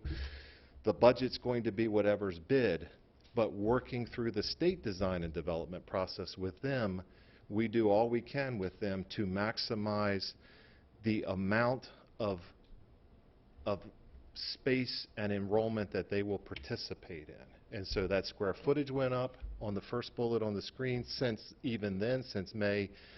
between May 15 roughly and the September board meeting where the draft CIP was developed. By then, we've worked not only with the public school construction program staff, but also the Maryland State Department of Ed career and technology staff to say, what do you believe the eligible enrollment should be for the state? And they advised us to increase that student enrollment eligibility from 760 to 816. And so now the number is a little higher for the state, but that's not how much the state's going to give us for sure. That's the maximum eligible construction participation from the state. And whatever that number for the state ends up being, that's the cap that they'll give us for this project. And we want that, everyone wants that cap. Ted wants that cap to be the highest amount of money possible. When the project goes out to bid for construction, the state's going to participate in that bid award at 59% up to that cap. So the higher that cap is, participating at 59%, the less pressure on the county to fund anything more. And hopefully it could turn out to be a little bit less. But what you see at these various stages, especially relative to the state figure, is not a final budget or a budget up to the moment. It is, we're trying to work with them to leverage how much they'll participate in to get to that cap.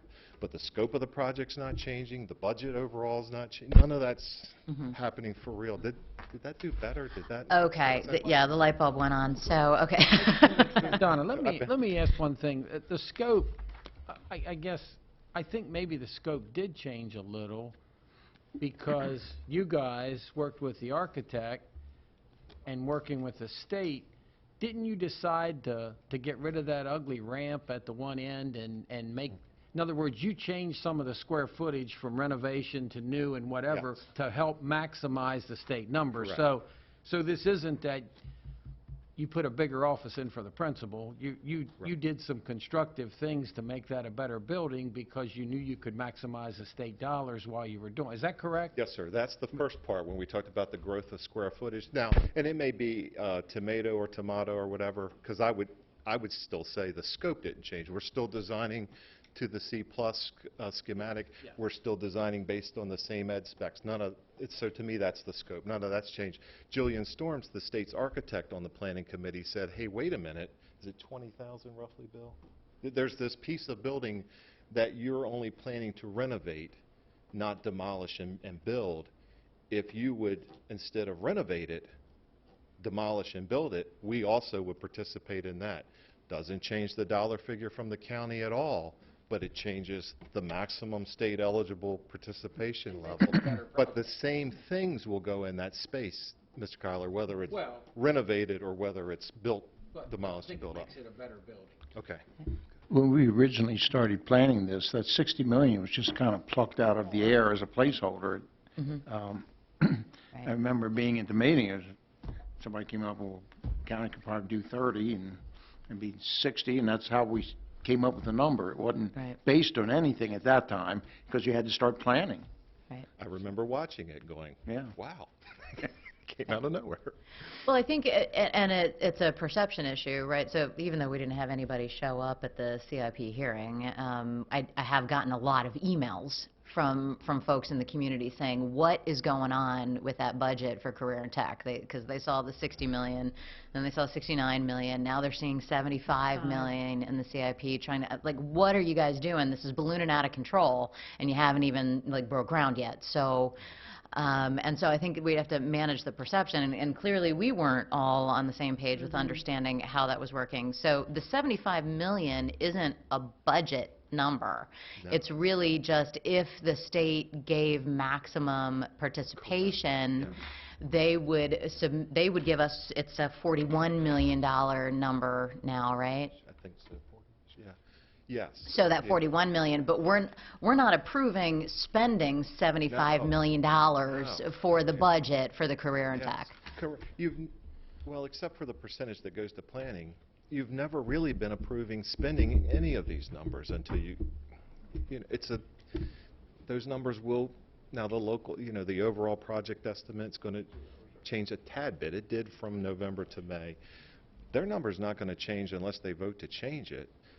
But the state number is much different than that, because that is trying to leverage as much out of them to set the highest cap at which they'll participate, still based on that 59% threshold of the construction bid. And Right. so and I own that. I mean, I've been trying to explain this for 3 or 4 years now, and not doing not doing it well, I guess, but I think you got it tonight. I got it. Hey, 4 years and I'm good. Yep. But everyone needs to know in Carroll County, I believe, that everyone in Carroll County, all those folks email, and need to understand that they want that number, that state number, to be as high as possible. It is not your budget. It is not the amount that's going to be spent necessarily on that school, but it actually is helping leverage as much as we can from them to keep pressure off of the county to do anything more on that project. Okay. And that's going to be, now Career and Tech's a little bit different because it's not just a comprehensive high school or a school. And there's, so the program people are heavily involved at MSDE. But that distinction aside, we're going to want this for every major project. So if East Middle moves forward, it's going to follow that same process. The only thing out of sequence is that we did the feasibility study up front. But we're going to go through all of this again. Mr. Kyler and Ms. Pataglia are on that planning committee. And when we get to design, when we get to schematic and beyond, we're going to be working with them as much as possible to say, more kids should be eligible and more square footage should be eligible, because we want that maximum cap to be as high as we can get it to be. Okay. So, and I really appreciate us, beating a dead horse at this point, but I think we finally got it. What I just want to reiterate, what I was concerned about was the increase in the numbers, but you're saying that we're still designing to C+. Yes. And our best estimate of the total cost still of C+ is that $69 million that we saw at the work session. I think it was slightly different at the May 15 work session, and we will bring back a new estimate with the design and development documents in November, but it's in that range. It went from 67 what? 67.6 from November 7, 2018 to February 15, 2019, 69 and change down to 67.6. Okay. Now, if it cost 67, let's say that we kept down this path and it gets bid out and the bid comes back as 67 million, we wouldn't get the 41 million from the state. We would get 59% yes. of the eligible expenses. Correct. But what I was worried about was that if we're saying that, okay, we're going to get 41 million from the state, and then they're not good, but that would end up being, for a $75 million project, that would end up being more than 59%, Correct. right? So that would end up driving up the county Correct. cost sharing that portion. state number that you've been seeing change and it's been driving you crazy is the maximum cap. They'll do 59% to not exceed whatever that cap turns out to be at the end. It may not even matter because it may not get there, but yeah, and it may turn out to be that it's not 34 at the county. Maybe it is 30, or maybe it is 31 or whatever. And we will still structure bids to try to stay, well, we will still structure bids to stay within that and have add alternates if needed to meet that budget. Okay. So I just think we need to make it clear to folks that the budget is not just continually creeping up. No. Right. And doing numbers, as long as the state holds with the 59%, if this comes in the high 60s, the county could end up down pretty back close to the 30 we originally talked about. They'd be very close to that. Yes, I don't see any, as long as the bid comes in less than this amount here, and the state's going to give 59%, the county's money's going to get less and less. I don't see any real opportunity where their money would go up. Correct. Yeah, It can't go beyond 34. So they're going to give us more money for East, right? Ted would gladly recommend to them to give us that money elsewhere. Right. So there shouldn't be any situation, like if we manage this appropriately, there's no point in time where we should exceed the 34 million, and we're actually hoping that it might come in lower than that. Correct, and we simply could not. So let's say the worst possible thing happens and somehow the construction market has moved in a terrible way, and when bids go out and come in, none of them are under budget. We would stop the project at that point to restructure and scale and try to do whatever needs to be done to get it back to where it needs to be. So you won't approve, you can approve, but you won't approve a project, a construction bid for a project that exceeds the total budgeted amount available to you, Right. especially their portion. Okay, and that's really where I just wanted to make sure we were driving the discussion, because if we were getting more money from the state, I wanted to, instead of just taking it down and taking that money and ratcheting up the total cost of the project, I wanted to make sure that we were trying to reduce how much the county would actually Hopefully it be will. on for the bill. Okay, Hopefully it will. all right. think we've got it. Feeling this has been successful. You can now drop your mic and. No, that's Eric. Okay. I'll ask again next meeting. Okay. Okay, you got it. So I think we're nearing the end of our discussions, but just wanted to make sure that we don't need to take a break for technical purposes.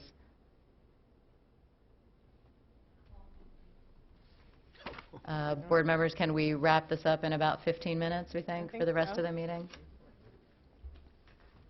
We're good? Okay, great. Okay, so I think we're good on career and tech. We're good on East Middle. Board members, any other questions or comments on the rest of the CIP items?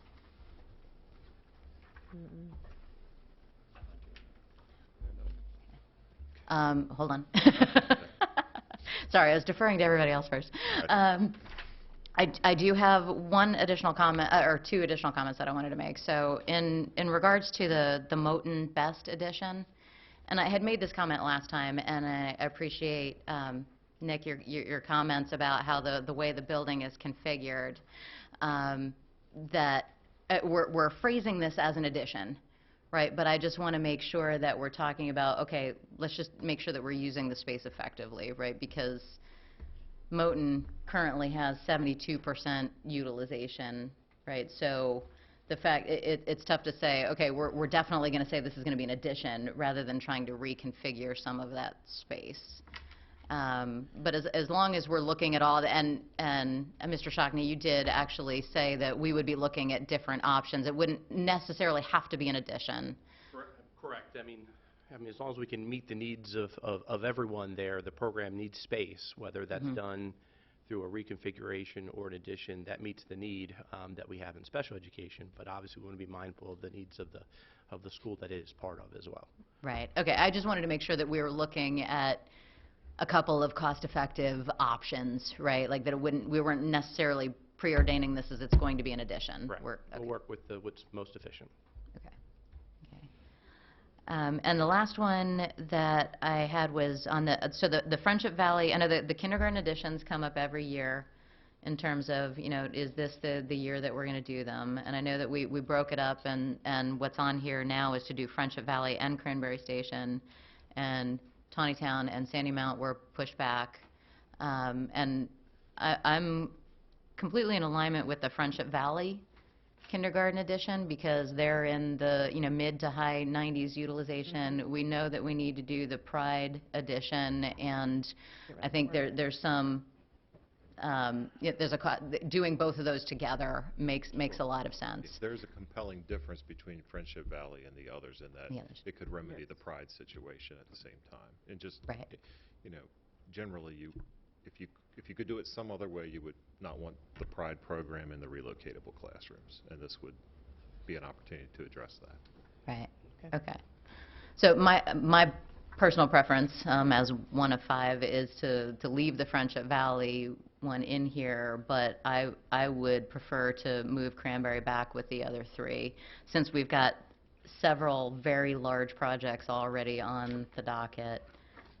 Just from a prioritization perspective, I don't know if did the rest of you have any? No, I agree. So that would be Cranberry and Tawnytown? Cranberry, Tawnytown, and Sandy Mount would be, the three of those would still stay grouped to be pushed back one more year for later discussion. Okay. I was trying to, yes, we'll make that correction if that's how you vote. We'll make that adjustment. I agree. Okay. So clarify again, we're going to be pushing it to next year's the fiscal year 23? Is that what we're looking at?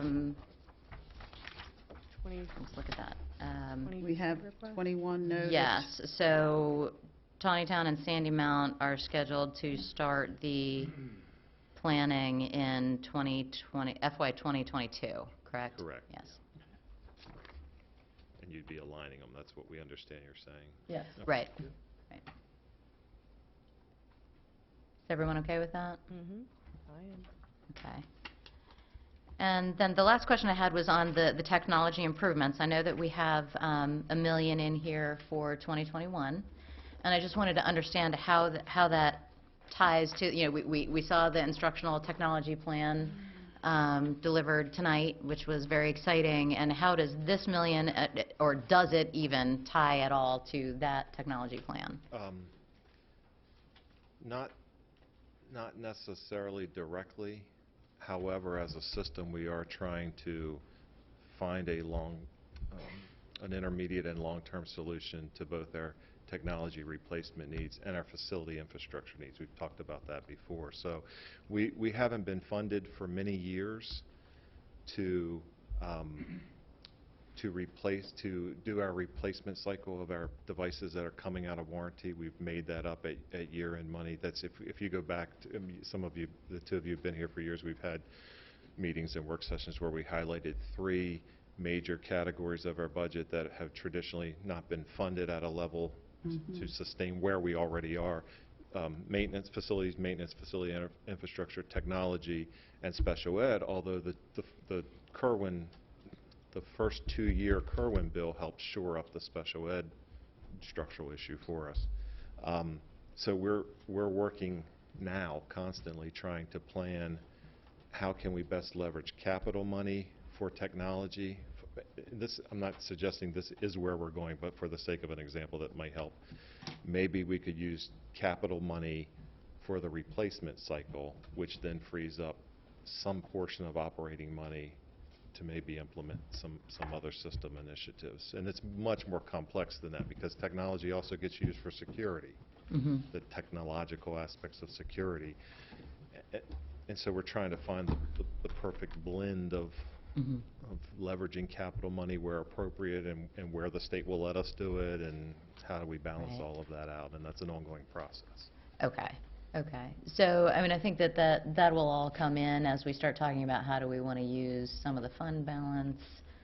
Right, and related to the earlier presentation, as we sort of matriculate through the 3-year technology plan, I think we're going to start to identify, you know, in the next year or so, what we're going to need to start to plan for and organize for as it relates to, you know, technology, infrastructure, and equipment, you know, hardware. Okay. Okay. Great. Okay, so that's all I had.